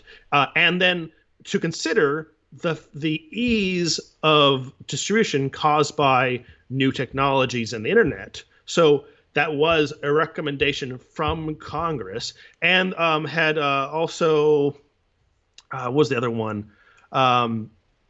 Consider the like closest in age, right? Oh yeah, So, we've got I mean, if you want to go, you don't need to go through the details of the case. A lot of the clips I've got coming up go through some of those. I'm details, not going to. So we can just. I'm just saying that those recommendations from the Congress made those recommendations.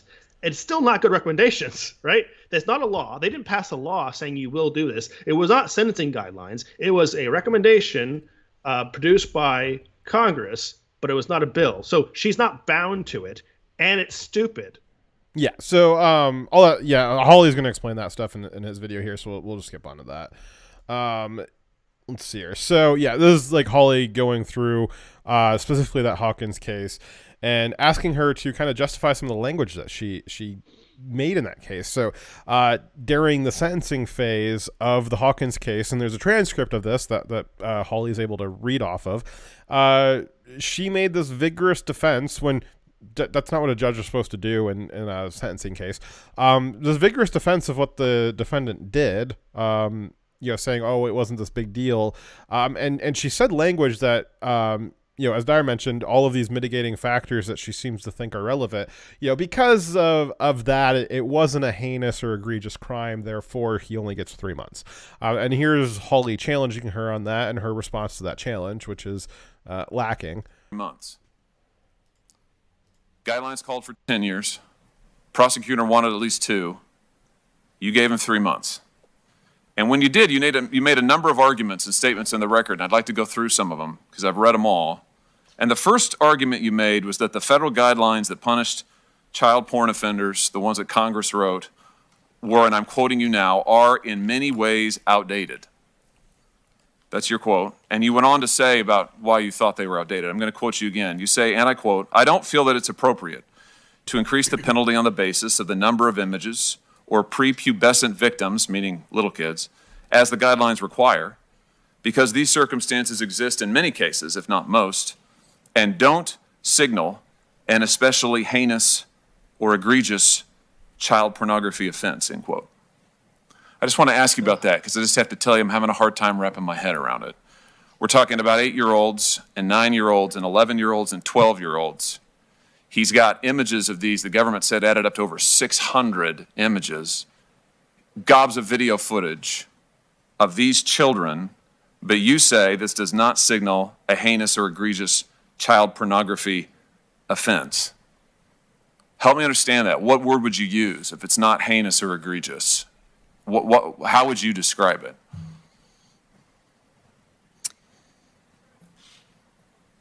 Thank you, Senator, for letting me address the concern that you've put forward based on the record that you've reviewed. As a judge who is a mom and has been tasked with the responsibility of actually reviewing the evidence that you would not describe in polite company, the evidence that you are pointing to, discussing, addressing in this context is evidence that I have seen in my role as a judge. And it is heinous. It is egregious.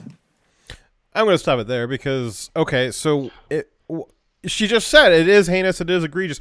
Did you see how she was trying to flip it on him? And he was quoting her.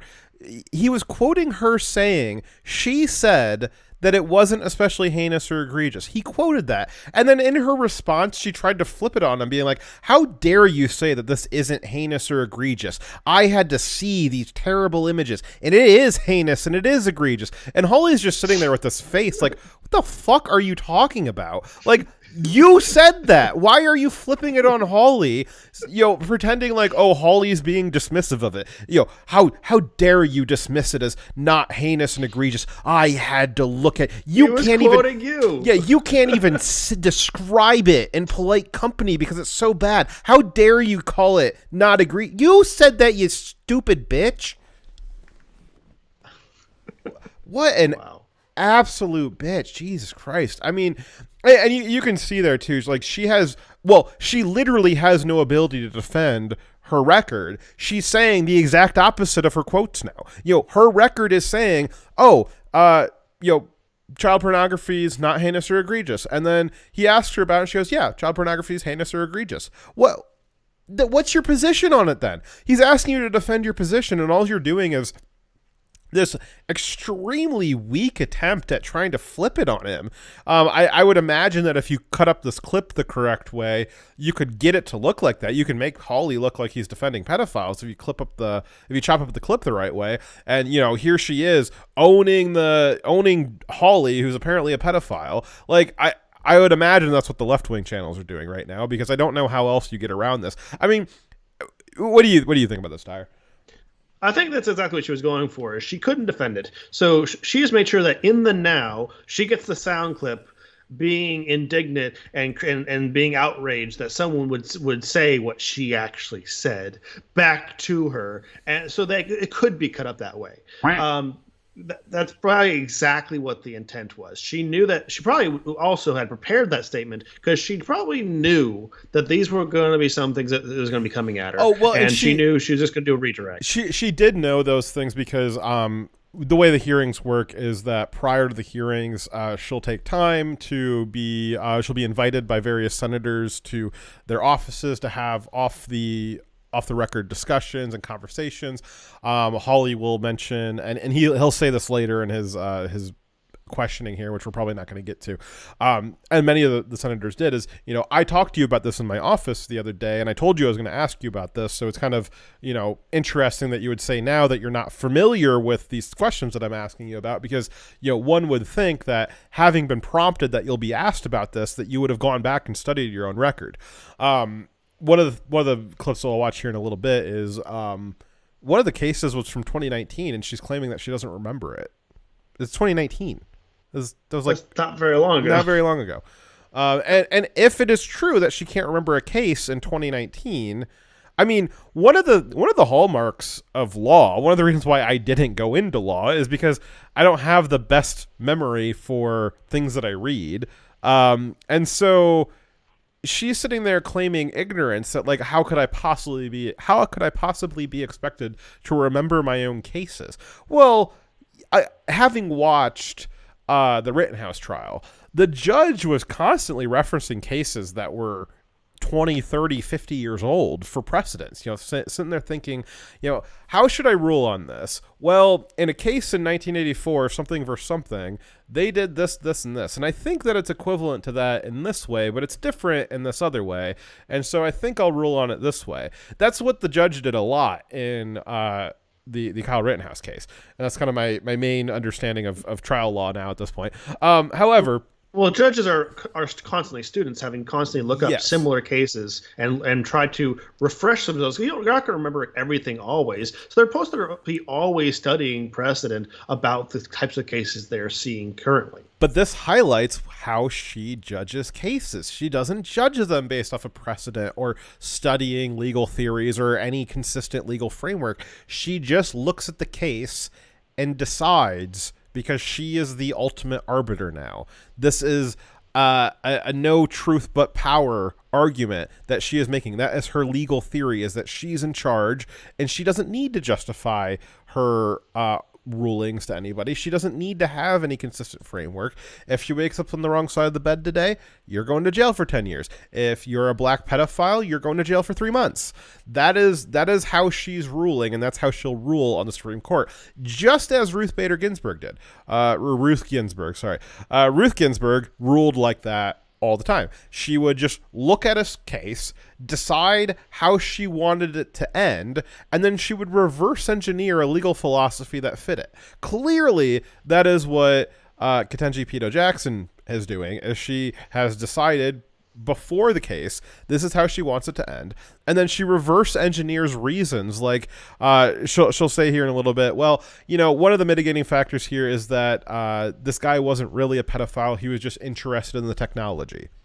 What? Of child porn? Yes. The technology, yes, the technology of child pornography, clearly. All right, so the next segment from this is a clip that Dyer was referencing earlier. Let's see here. And this defendant, you said to this defendant, for whom you sentenced to only 3 months in prison, that your collection, I'm quoting you, your collection at the time that you were caught was not actually as large as it seems. Now, the government felt the need to respond to you on the record. They said the government doesn't believe that it's appropriate to just disregard the number of images, that the number of images can be appropriate. And indeed, in this case, the defendant has amassed an extremely large collection of child pornography. But you disregarded that. You also told the defendant. For the record, how frustrated she is. Yeah, no. So that breathing on the mic, that was her. That's not Dyer and I. I'll rewind it to show you again. But you can see how exasperated she is in this line of questioning because, again, what is? How dare they question her support of pedophiles? Yeah, but I'll rewind it again because that huff into the mic is her, not us. believe that it's appropriate to just disregard the number of images, that the number of images can be appropriate. And indeed, in this case, the defendant has amassed an extremely large collection of child pornography. But you disregarded that. You also told the defendant, you said this seems to be a case where you were fascinated by sexual images involving what were essentially your peers. And then you went on to say the defendant was merely trying to satisfy his curiosity. Curiosity is your word. One more thing on this, same idea. You said you were viewing, this is you to the defendant, you were viewing sex acts between children who were not much younger than you. And this whole discussion is about why you're only giving him 3 months. Judge, he was 18. These kids are 8. I don't see in what sense they're peers. I've got a 9-year-old, a 7-year-old, and a 16-month-old at home. And I live in fear that they will be exposed to, let alone exploited, in this kind of material. I don't understand you saying to him that they're peers and that therefore you were viewing sex acts between children who are not much younger than you, and that's somehow a reason to only give him 3 months. Help me understand this. So her response to that was as good as you can expect. But the key part there, and the reason why I'm only playing Holly's side of it is one for limited time, but he was reading out her quotes. She has no justification for those quotes. Again, are 18-year-olds and 8-year-olds peers? No. Now there is a legal framework for what are called Romeo and Juliet laws. There are certain carve-outs that some states have put numbers to. Some states just do it by judgment of, younger children having, consensual sex with younger children. Kids will be kids sometimes. To the extent that parents need to stop it, yes, they should, and definitely not encourage it. But sometimes things happen, right? But that's way different, and the law understands that's far different than an adult forcing a child into doing something or tricking a child into thinking that the child wants to do something. That's far different. And so she's treating these situations as if there's some kind of consent between an 18-year-old and an 8-year-old in a sexual context. And that is just a outrageous idea. There is no justification for that. And one of her jobs as a judge is to make those judgments. And she has demonstrated just to a ridiculous degree how unqualified she is to be making reasonable judgments that a reasonable person, a parent, a citizen would come to. She's making these outrageous claims that an 8-year-old and an 18-year-old could be peers when, I think it's self-evidently not the case. Unless you're vouched. Yeah, speak to an 8-year-old and speak to an 18-year-old. Tell me if they are peers. One of the, I think it was Tosh.0. I can't remember.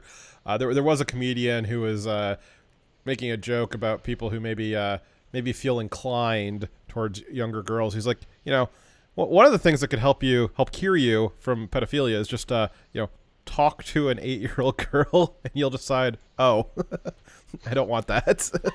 Jeez Louise. He was making fun of his daughter, I think, for talking about inane things. Oh man. Right. So that was here. So one of the bigger questions here is, did she regret any of this case? So there's a lot being made about this particular case, and as there should be. I think that the small number of people that can be Supreme Court justices, we absolutely have to have the best of the best. And if you have one bad case, well, you're not the best of the best. There's probably people out there with better case records than you. And so I think that it is perfectly acceptable to focus on a single case ad nauseum and find out what went wrong there, because it's really important that we find out whether or not that's going to continue to go wrong.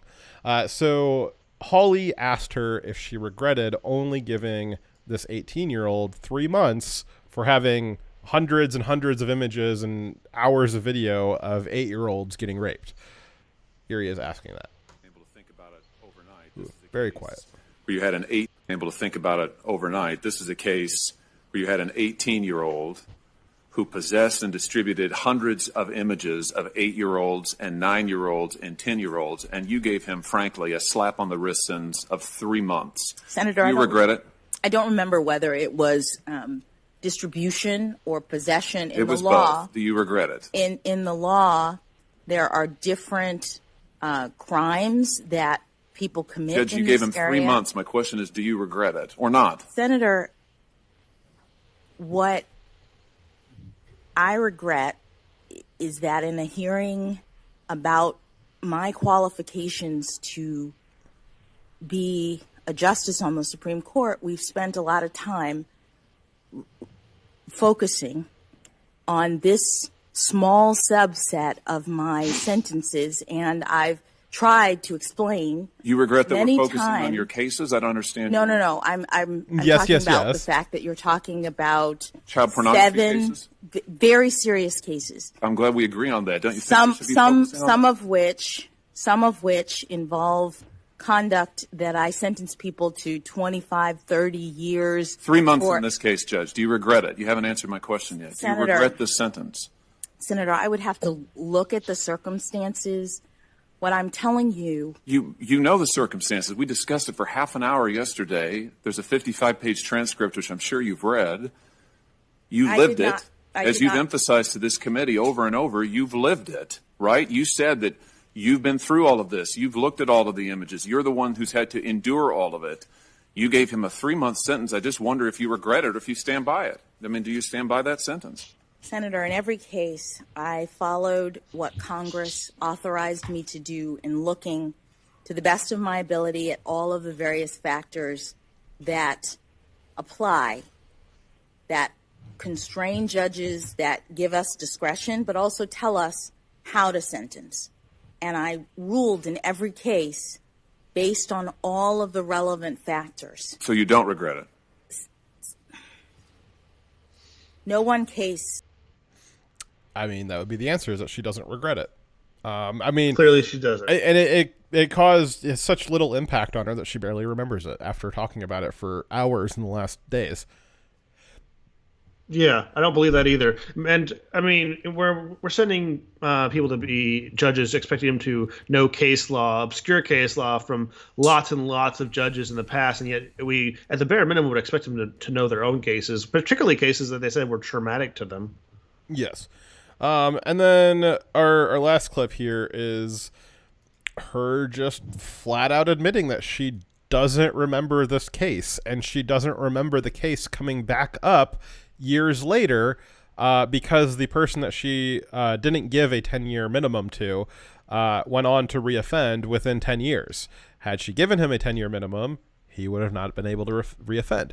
And when he did reoffend in 2019, he came back before her court, and she claims that she doesn't remember this happening. Watch her exchange with Senator Tom Cotton. There's your signature over there, Judge.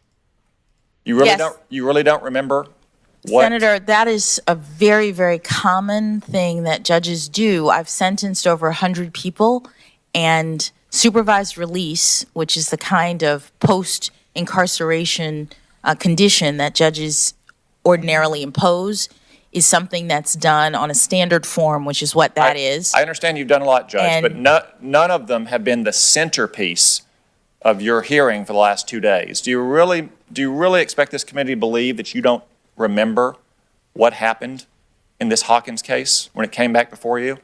Yes, As Senator, I do expect you to believe that's my testimony. Well, I don't find it credible, Judge. It's been in the news for days. Senator Durbin has cited it being in the news for days. You've been asked about it probably more than any other case you've ever had. And I just don't find it credible that you weren't prepared for that matter in 2019. You know what I think? I think he got caught with child pornography again, and he wouldn't have if he had been in prison for the 8 to 10 years the guidelines called for in 2013 when you first sentenced him. Yep. So she lets him off. He goes on to reoffend, and she doesn't want to be held accountable for that. If she doesn't want to have her cases scrutinized, then don't accept the nomination. How for the dare Supreme they Court. scrutinize her cases when She's being, black, don't they know? vetted?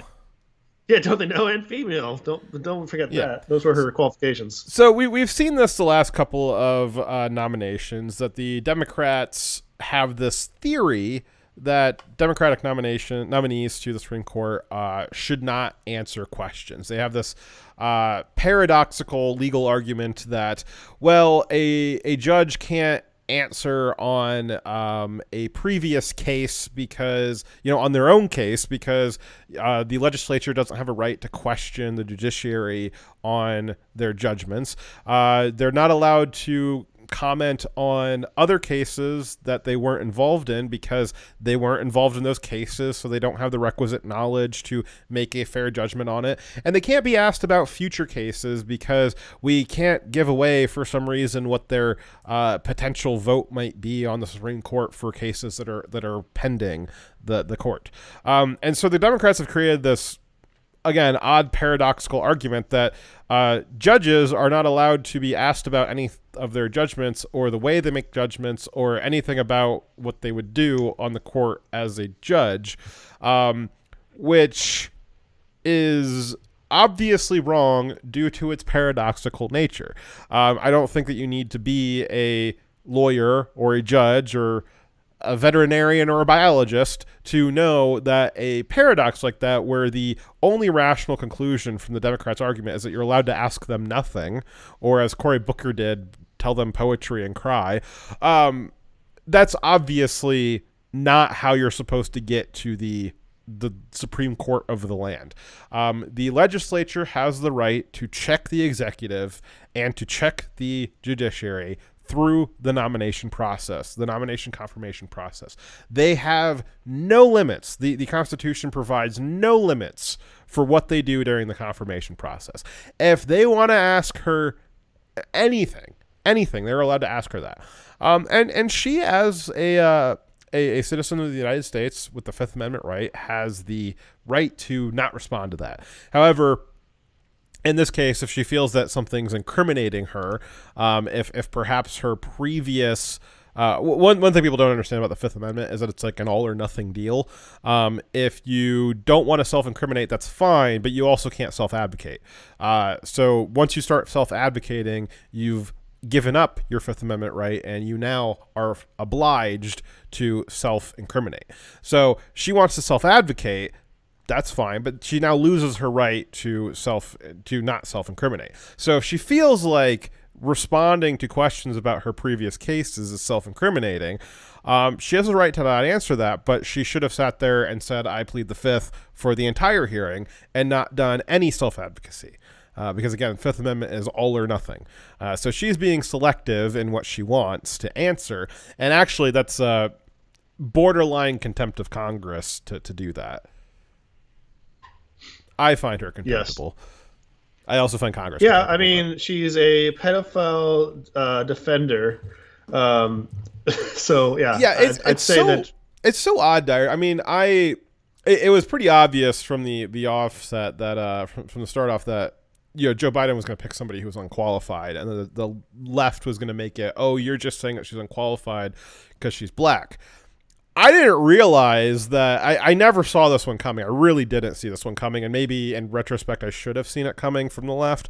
I never thought that they were going to use her blackness to cover up that she was a pedophile apologist.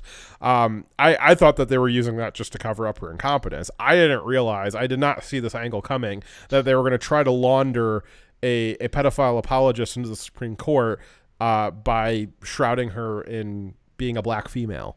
I didn't see that coming.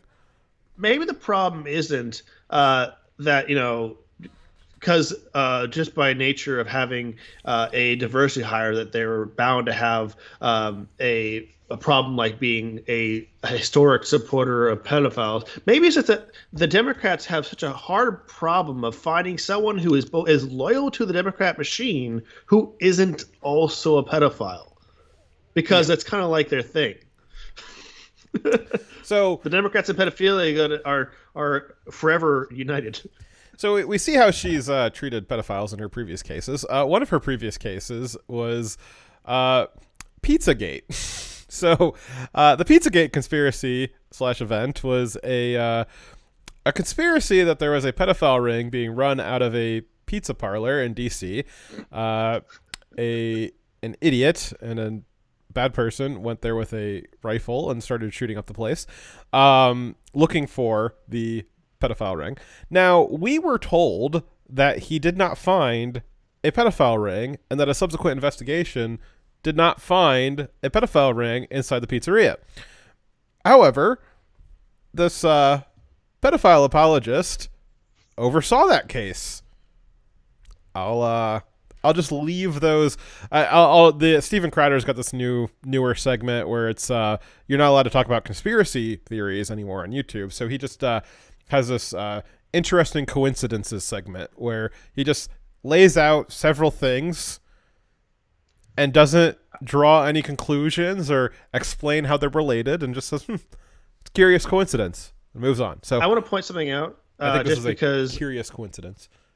The what you're saying is correct, except for one thing. You inferred that Samuel Berry, the guy who broke into the Pizzagate pizza shop, it wasn't called that, but that's what it was. That he had shot the place up. He actually broke in, but did not shoot anybody.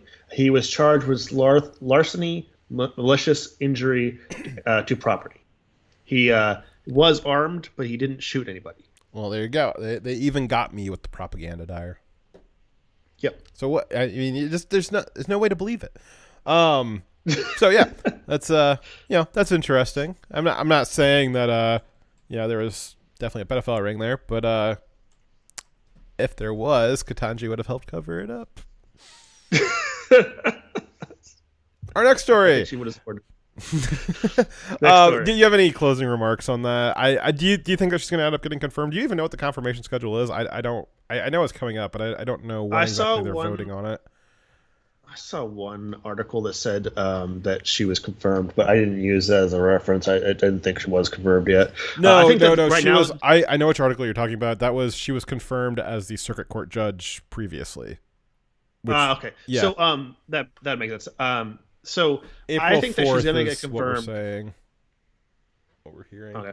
I think she's going to get confirmed. I think the Democrats are going to be able to force it through with some of the lack of a spine Republicans. But yeah, it's a shame that we have someone who is a supporter of racist policies. CRT in application is racism, and it also is soft on crime and hard on pedophiles. Not in the way you think. It bothers me that that person would be in the Supreme Court. Yes. Though the Biden is serving his demographic. Can't argue with that. Yes, he is. So, alrighty. Well, speaking of Joe Biden, wow, this is only story B. Christ. Biden has a crime family, as we know. And it turns out that these biolabs that never existed until they did are apparently also connected to the Biden Inc. family. Interesting. Actually, the biolabs existed and they were proud of them until they became politically we'll go bad. through that. And then they yeah. So a few weeks ago, there was this story that Dyer and I chose not to cover due to its very speculative nature. The story was about biolabs in Ukraine. Well, it was a tantalizing story, biolabs being a hot topic after the revelations about the origin of COVID. We are not a clickbait channel, and so we skipped covering it because there just wasn't enough hard facts to go off of. Certainly, it was very interesting, but at the end of the day, it was still a highly speculative story, and there were no receipts to back up that these biolabs actually existed. Behind the scenes, we did believe that it was true because it sounded very plausible, but we try not to just bring you plausible things unless there's something that we can give you that backs up the story in some way. Then a few weeks ago, Dyer read what he was supposed to read. So, sorry, I was searching something. Then a few weeks ago, Victoria Newman testified under oath to Congress that there was several dozen biolabs in Ukraine. Oh, then she testified that not only were there 30 plus U.S. funded biolabs in Ukraine, but that whatever they were doing there was dangerous, and there was now concerns that Russians would be able to get their hands on and weaponize the materials stored in those labs. Probably like kale, right? That's probably like testing kale for salmonella or something. Yeah, weaponized kale. That makes sense. Yes. Minutes after Victoria Nuland's testimony, the federal government got to work purging their websites and press releases of mentions about these labs. As it turns out, these labs not only existed, but there were several dozens of examples of the Obama and Bush administrations, including Obama himself, bragging about getting these labs built during the previous 2 decades, not to mention the Department of Defense citing that the labs were critical to their Western security footprint in Europe. Yep. So in the past 4 weeks, we've gone from the biolabs don't exist to they do exist, but they aren't bioweapons labs, to they are linked to the DoD. They are doing experiments with weaponizable biomaterials, but that's not a bad thing to the revelation that we have to do that we have for this week. This week's revelation is far worse than even what we already knew from the last week about these bioweapons. So they don't exist. They do exist, but they aren't bioweapons labs. Maybe they are DoD bioweapons labs, but that's a good thing. Now we know that this story is much worse than we previously thought. So to prime this, what's that? I said far worse. Far worse. So to prime this, a little bit of background is that on Thursday this week, this previous week, Russia's defense ministry put out a press release with a colorful graphic, which I have right here. A very low resolution, colorful graphic, by the way, outlining a vast conspiracy web implicating the Democrat Party, Hunter Biden, the CDC, and George Soros, among others, in, well, we aren't really sure what they're involved in. Russia is kind of bonkers, and to be absolutely clear, press conferences and conspiracy boards put out by the Russian Defense Ministry are of essentially zero value to us. We mention this only because Russia is currently using this conspiracy board to justify their actions. Surely, if not for this conspiracy web, they would have made up some other excuse to justify their invasion. So on its own, it's not particularly special that Russia is throwing out these accusations or conspiracy accusations or anything like that. That's not why we're covering it. We could really care less what Russia is advocating for or what Russia's saying is happening. And again, that goes back to Dyer and I ignoring this story several weeks ago, because at the time, the only real source of it was Russia's defense ministry and their propaganda outlets. And we're not going to bring you just raw Russian propaganda that doesn't have any verification to it. Any story that comes from any story that comes to us from Ukraine or Russia or even Western sources that we can't verify, we can't have any context to, then we can't assume it to be true. And there's a very good chance it's not true. So we are going to ignore it until we have actual evidence. I want to point out it's also funny that Russia put out a arrest warrant for Soros this last week. As every government should. Yes, exactly. So, but the conspiracy board did get some people thinking, and it would appear that some of the connections are valid. For instance, Hunter being associated with the Democrat Party is rather obvious. Doesn't require a big brain to realize that. Hunter being a part of Rosemont Seneca is also well documented. A connection that has not been well documented, but is starting to be, is Hunter's connection to a company called Metabiota. Biota. I never said it out loud before. Metabiota. Metabiota. I didn't think you were gonna have a problem with that. I would. What follows is a timeline. What we're about to go through here is a timeline of that was reconstructed based off of emails found by the New York Post and Hunter's many laptops, Department of Defense contracts, which are public records and publicly available, and other publicly available information about the companies in question here. So again, we started with this crazy bonkers conspiracy web put out by Russian propaganda. And we're going to bring you how some of these connections are true, but we're not going to use any Russian sources to get us there. We're only going to use emails from Hunter's laptop, publicly available DoD financial information, and publicly available information about publicly traded companies. That's all we're using to do this. And we will be able to confirm a few of these crazy string lines here. But again, I want to be very, very clear. Russia is bonkers. We're not using them as a source here. All right. So this is a timeline here. So some of the key details before we go through this timeline are just as facts. In 2014, Hunter Biden introduced the company MetaBiota to Burisma executives. Now, MetaBiota is a new name that you probably haven't heard before, is new this week. But Burisma is probably a name that you know very well. They're were a Ukrainian oil company headquartered in Kyiv, which is currently being shelled. I hope they really enjoyed that. I hope that they got their money's worth out of the vice president's son.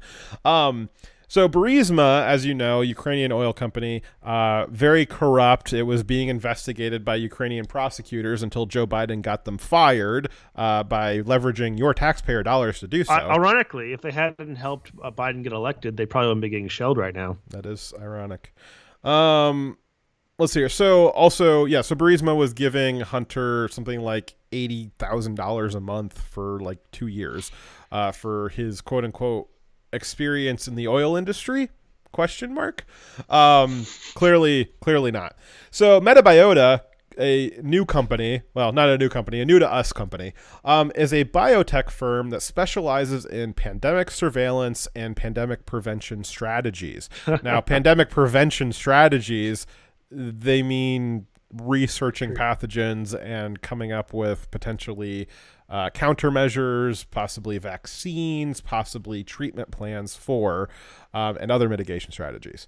In 2014, MetaBiota was issued a Department of Defense contract, which amounted to $24 million over the next 2 to 3 years. This funding ended in November 2016, which is very auspicious because something happened a week and a half before that. $19 million of the $24 million the DoD paid to MetaBiota, $19 million of that was after Hunter met with the executives of MetaBiota. Hunter Biden, through Rosemont Seneca, invested $500,000 before the majority of the DoD contracts were issued, and before much larger private firms like Goldman Sachs also invested in MetaBiota. Here's the best one. MetaBiota is an EcoHealth Alliance partner. Dyer, do you remember who EcoHealth Alliance is? Yes, they're involved in the funding of the lab in Wuhan. Yes, and one of the founders of EcoHealth Alliance actually came up with the, quote, no-seum technique, whereby you could genetically engineer a virus through gain of function in such a way that it appeared to be naturally evolved. Dr. Fauci reluctantly had to testify to this to Rand Paul last summer. And again, the technique that EcoHealth Alliance came up with was called the no-seum technique, where you could do genetic engineering on a virus in a way that would make it look natural. And what did they say about COVID? Oh, it's naturally occurring, even though we can find no natural reservoirs for it. So, start us off on the timeline here. Right? Yeah, so we've got the timeline on the screen. Starts off at February 7th, 2014, where MetaBiota received $4.9 million for the DoD contract. Well, that's convenient. All right, so then in March 10th of 2014, so just a month later, John Dolce, managing director of Rosemont Seneca, which Hunter Biden basically owns and operates and works for, Rosemont Seneca sends an email describing that they have made a $500,000 investment in MetaBiota. they expect $15 million in government investments that will follow them, giving them a 5x return on that $500,000. They would be correct in this prediction that the government was going to be contracting $15 million with MetaBiota, because over the next 2.5 years, MetaBiota would receive $19 million in DoD funding. So somehow they knew MetaBiota was scheduled to get all of this funding, even though it hadn't been issued yet. Strange. So in the next month, so we got February, they start their contract with the DoD. In March, Hunter's company is making investments in it with the expectation, again, this is from emails in Hunter's laptop, with the expectation that they're going to be getting a return on that because there'll be more government funding. Then we get to April, just another month later. April 1st, Hunter meets with Kathy Demo, a MetaBiota executive, and Mary Gutierrez, the vice president of MetaBiota. As referenced in an email that was sent on the 4th of April, which was sent by Mary, she replied with an email after the meeting saying, thanking Hunter for introducing them and talking and all the discussions. So in that email, Mary Gutierrez, the vice president of MetaBiota, said to Hunter Biden, quote, "As promised, I've prepared the attached memo, which provides an overview of MetaBiota, our engagement in Ukraine, and how we can potentially leverage our team, networks, and concepts to assert Ukraine's culture and economic independence from Russia and continued integration into Western society." Man, that seems like a awfully odd mission statement for a biotech firm. What do you think, Dyer? That goes maybe be a part of Fauci's scientific diplomacy? This is exactly Fauci's scientific diplomacy, something he's advocated for a large portion of his career, something that has been built into organizations, international organizations, a lot of them funded by the U.S. government, but also like the WHO has been an example of a multinational organization that is set up to link countries through joint investment and joint work on scientific endeavors like bioresearch, which is there's hundreds of these labs across 30 different countries. And the goal was to make it so that, all these countries that are jointly working together on development and study of dangerous pathogens, they'd never go to war with each other because, they're linked with this research. Yeah, so and this is kind of our own little conspiracy web, which again seems to be very robust connections here. As again, it's been mentioned multiple times that the NIH and the NHS have this overt policy of attempting this scientific diplomacy. That's been Fauci's goal. He's stated it bluntly multiple times that is a driving force in this decision to share with other countries dangerous techniques like the no-seams technique. It's a smoke screen, though. It's a smoke screen. They're absolutely. Saying that there's the purpose they're saying outwardly is that, this is for the global good of humanity, that to have us linked this way. But in reality, the practical thing that's happening is individuals like Fauci, like Biden are basically creating a system that will pool money that they then can take advantage of. They got all this investment into a big fund for research, and then they made sure that they were in the right position to benefit from it. Exactly. And yeah, so again, the key part of this, though, is that you've got this stated goal of Fauci that we are going to do this scientific diplomacy. And then we've got an example of this quote-unquote science company showing that their real purpose is Western influence in the Ukraine. And then, as Dyer said, you just happen to have somehow the Bidens are always in the middle of this just by accident. It was one thing to say that Hunter Biden didn't have any skills in energy and oil production, but geez, you think that guy knows anything about biotech? Research? My God, that was a huge missed opportunity the last couple of years. Alrighty, so that was in so again, beginning of April. So we're 2 months out. So 2 months ago, relative to where we're at in the timeline. So it's April 2014. 2 months ago, Metabiota just gets $5 million from the DoD. Then in April, they meet with Hunter after Hunter had just given them $500,000. Do you think that maybe that greased the wheels for a meeting? Yeah, probably. Then in later, a week later, on April 8th, Dyer is going to read this part. Yes. So April 8th, Vadim Pozharsky, CEO of Burisma, asked Hunter and Devon Archer to clarify the benefits of a, quote, science Ukraine project that had been proposed by Hunter. It is unclear what the project was, other than it involved the collaboration between Metabiota and Burisma. So 7 days after Hunter meets with the CEOs of Metabiota, he's now proposing to Burisma, I can't say it now.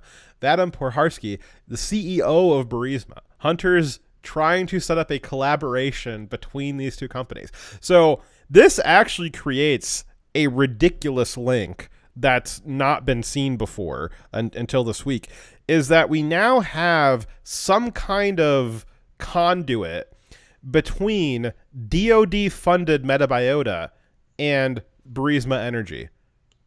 How about that? How about them apples, Dyer? We have maybe somebody should investigate that. I don't know.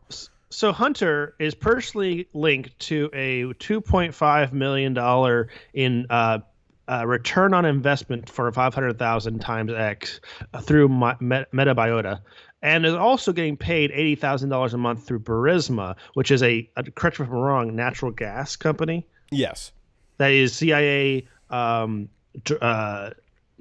directed and meant as another front for spreading influence on Ukraine. Do we know he is that for involved sure? in two different countries. So two different companies that are both invested in not only making money out of Ukraine, but also trying to have more Western, taxpayer dollars laundered. Yes, laundered through Ukraine. It's for influence and for money. But what are the chances someone that has zero skills in natural gas or bioresearch would have such a pivotal role in both these companies in maybe he's Ukraine? just a lucky guy. There's zero chance that is because of him. Is 100% chance it has to do with his father.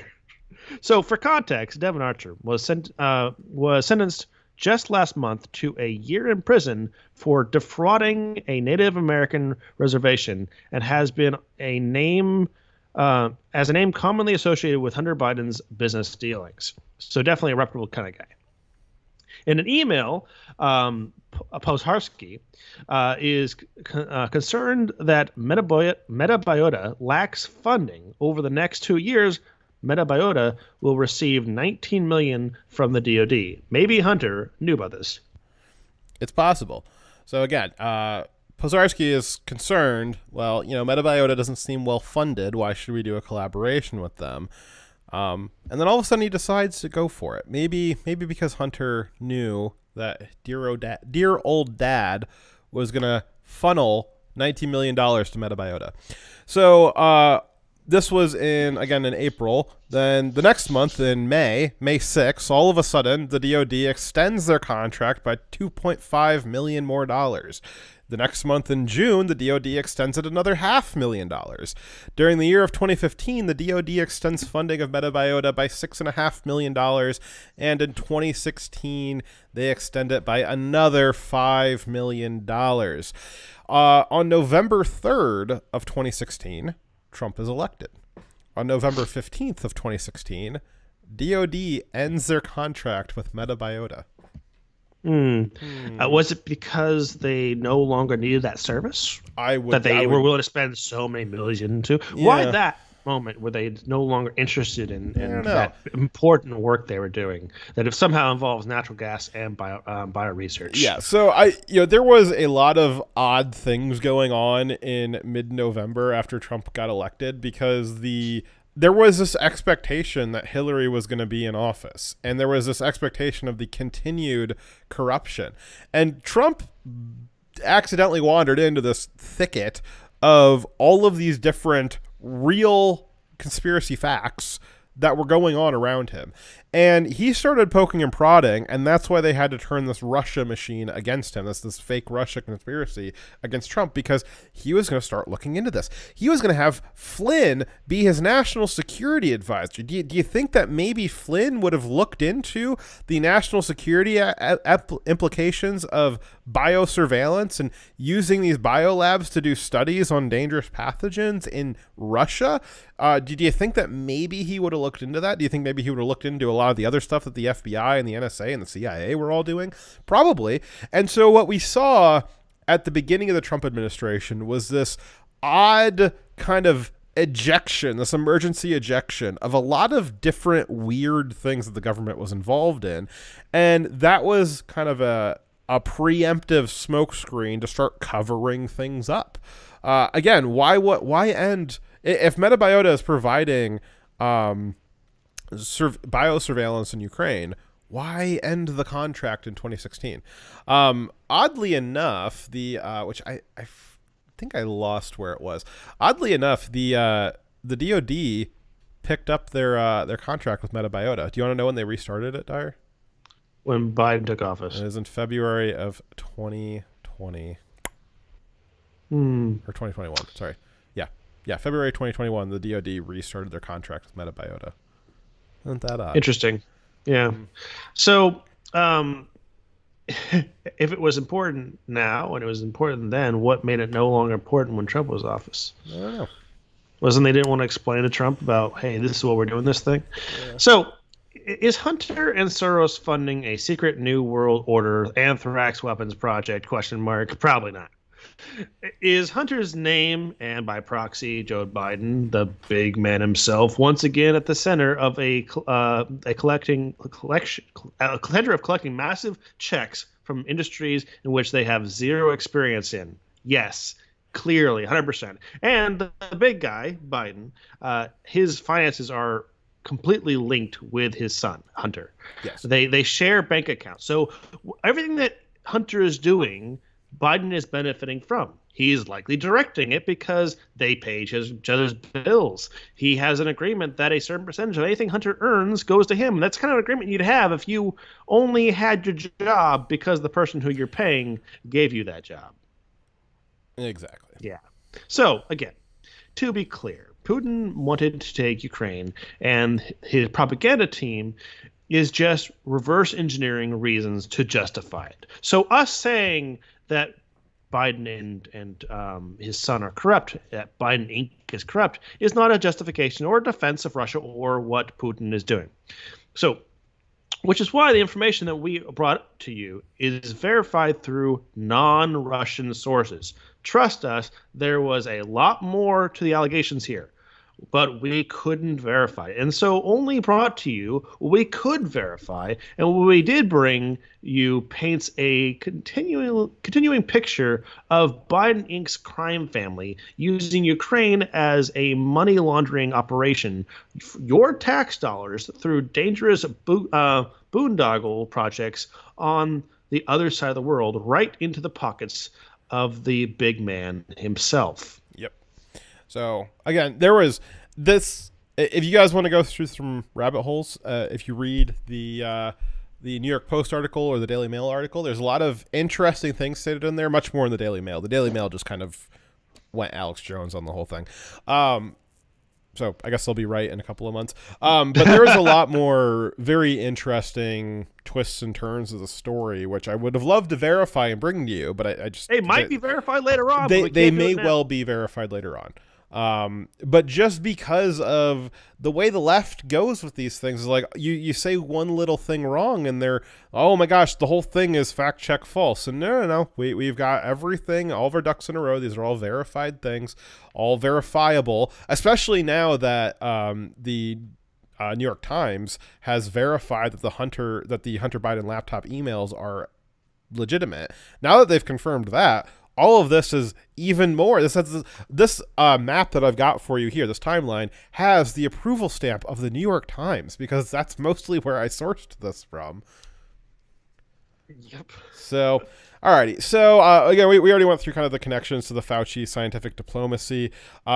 This is just, we're building this picture of what the quote-unquote New World Order would look like. And it is mad scientists laundering all of your taxpayer monies around the world to create these dangerous experiments, these mad scientist experiments.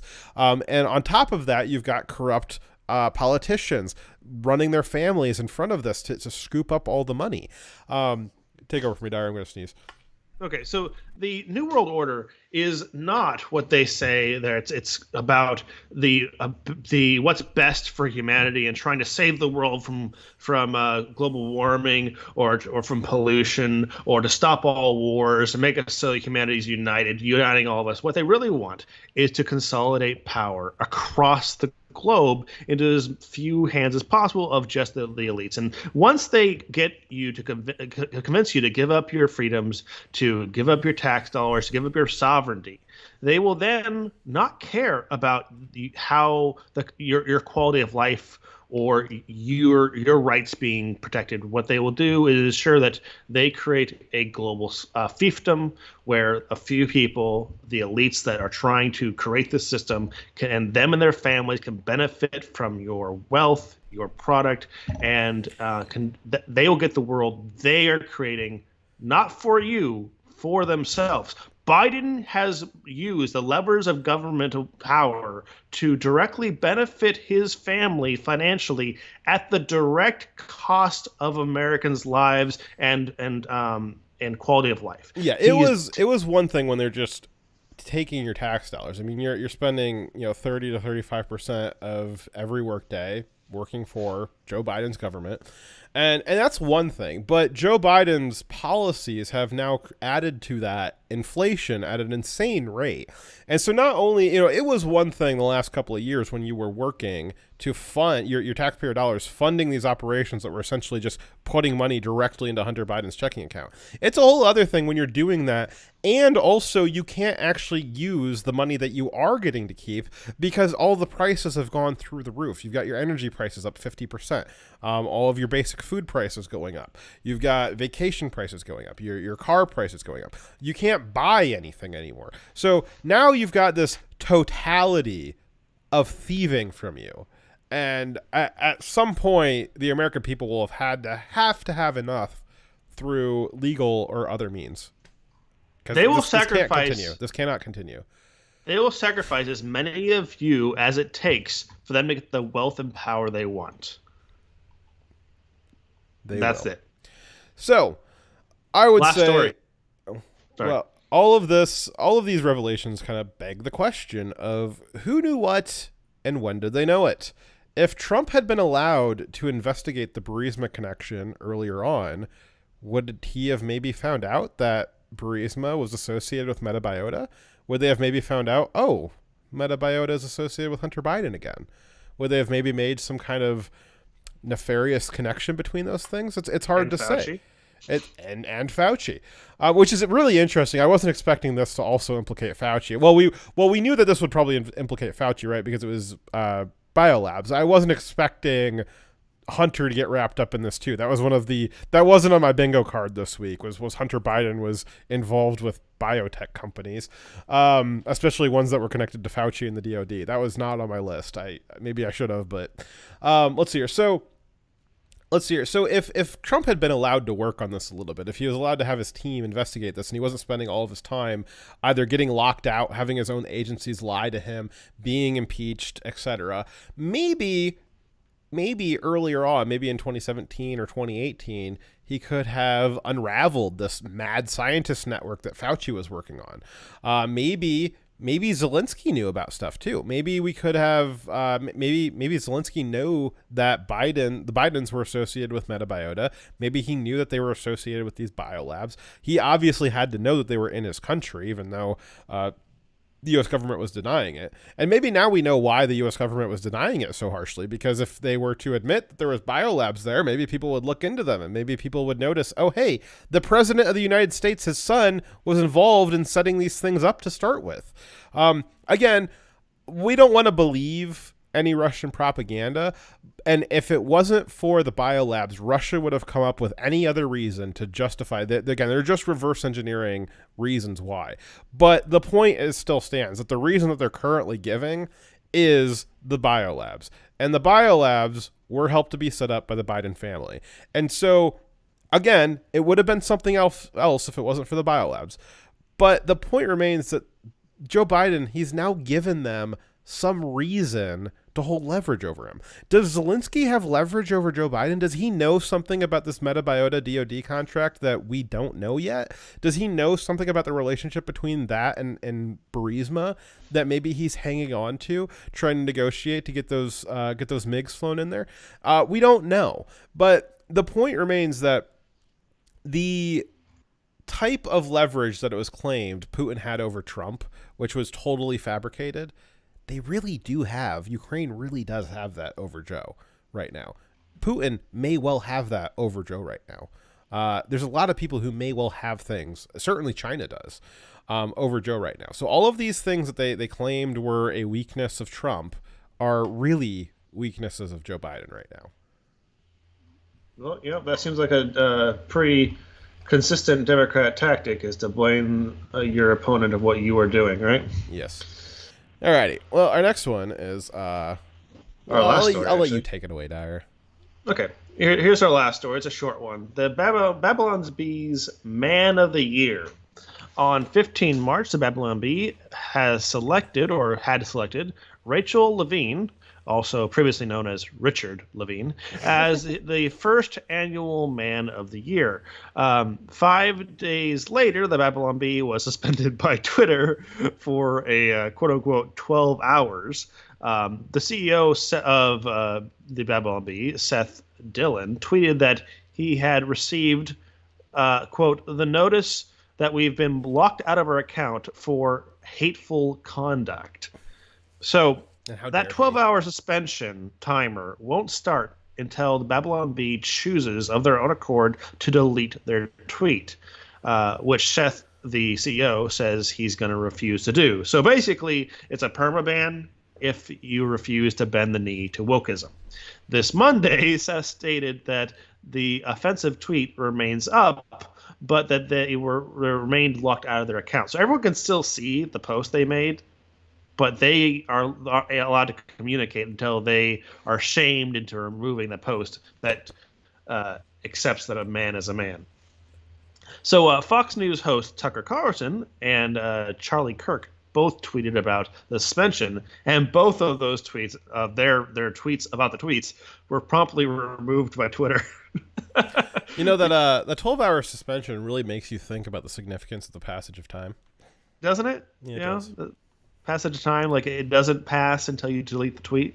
So it's been pointed out very interestingly here that Twitter didn't remove the Babylon Bee's tweet. They're just encouraging Babylon Bee to remove it themselves, which implies to everybody that their tweet doesn't violate Twitter's rules. It just violates what Twitter wants to have happen, and that if Twitter were to remove it themselves, they might be opening themselves up to some kind of Section 230 ruling that might ruin things for Twitter. And so this has been noted as possibly a way that Twitter is getting around the editorialization ruling of Section 230 by not editorializing themselves, but by compelling you to editorialize yourself, which is an egregious violation of the spirit of that law. And it's kind of like threatening with an individual person of you'll be unpersoned, you'll be not allowed to speak on the public square unless you bend the knee to wokeism and recant what you've said. It's not like here's a punishment for doing something bad. It's you will undo and take back what you said. I would say to Twitter, can you define what a man is? Because I don't think that they can. And if they can, I think they're bigoted. Exactly. So, I mean, who's to say that a man isn't a woman and a woman isn't a man? You can't define the terms. Yeah, I'm not a veterinarian. Exactly. I'm not a prostitute. I know what a man is. And we'll halt that there. All right. Alrighty. I do have one last update before we close the show out, though. Oh, God. Yes, it's nothing bad. My fourth child was born this week. Yay! So I now have 3 daughters and a son, and 4 dogs. We got 3 dogs and some kind of rat creature. Yeah, the tree squirrel.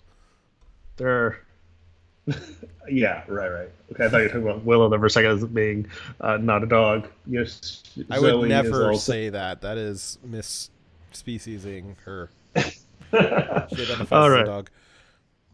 All right, we see you guys next week. Thank you very much. It's been a great show. All right. Congratulations on your kid, Dyer. Good job. Thank you. You did such a good job. Yeah, it was fun. All right, yeah, all those nights of him making bread finally happened.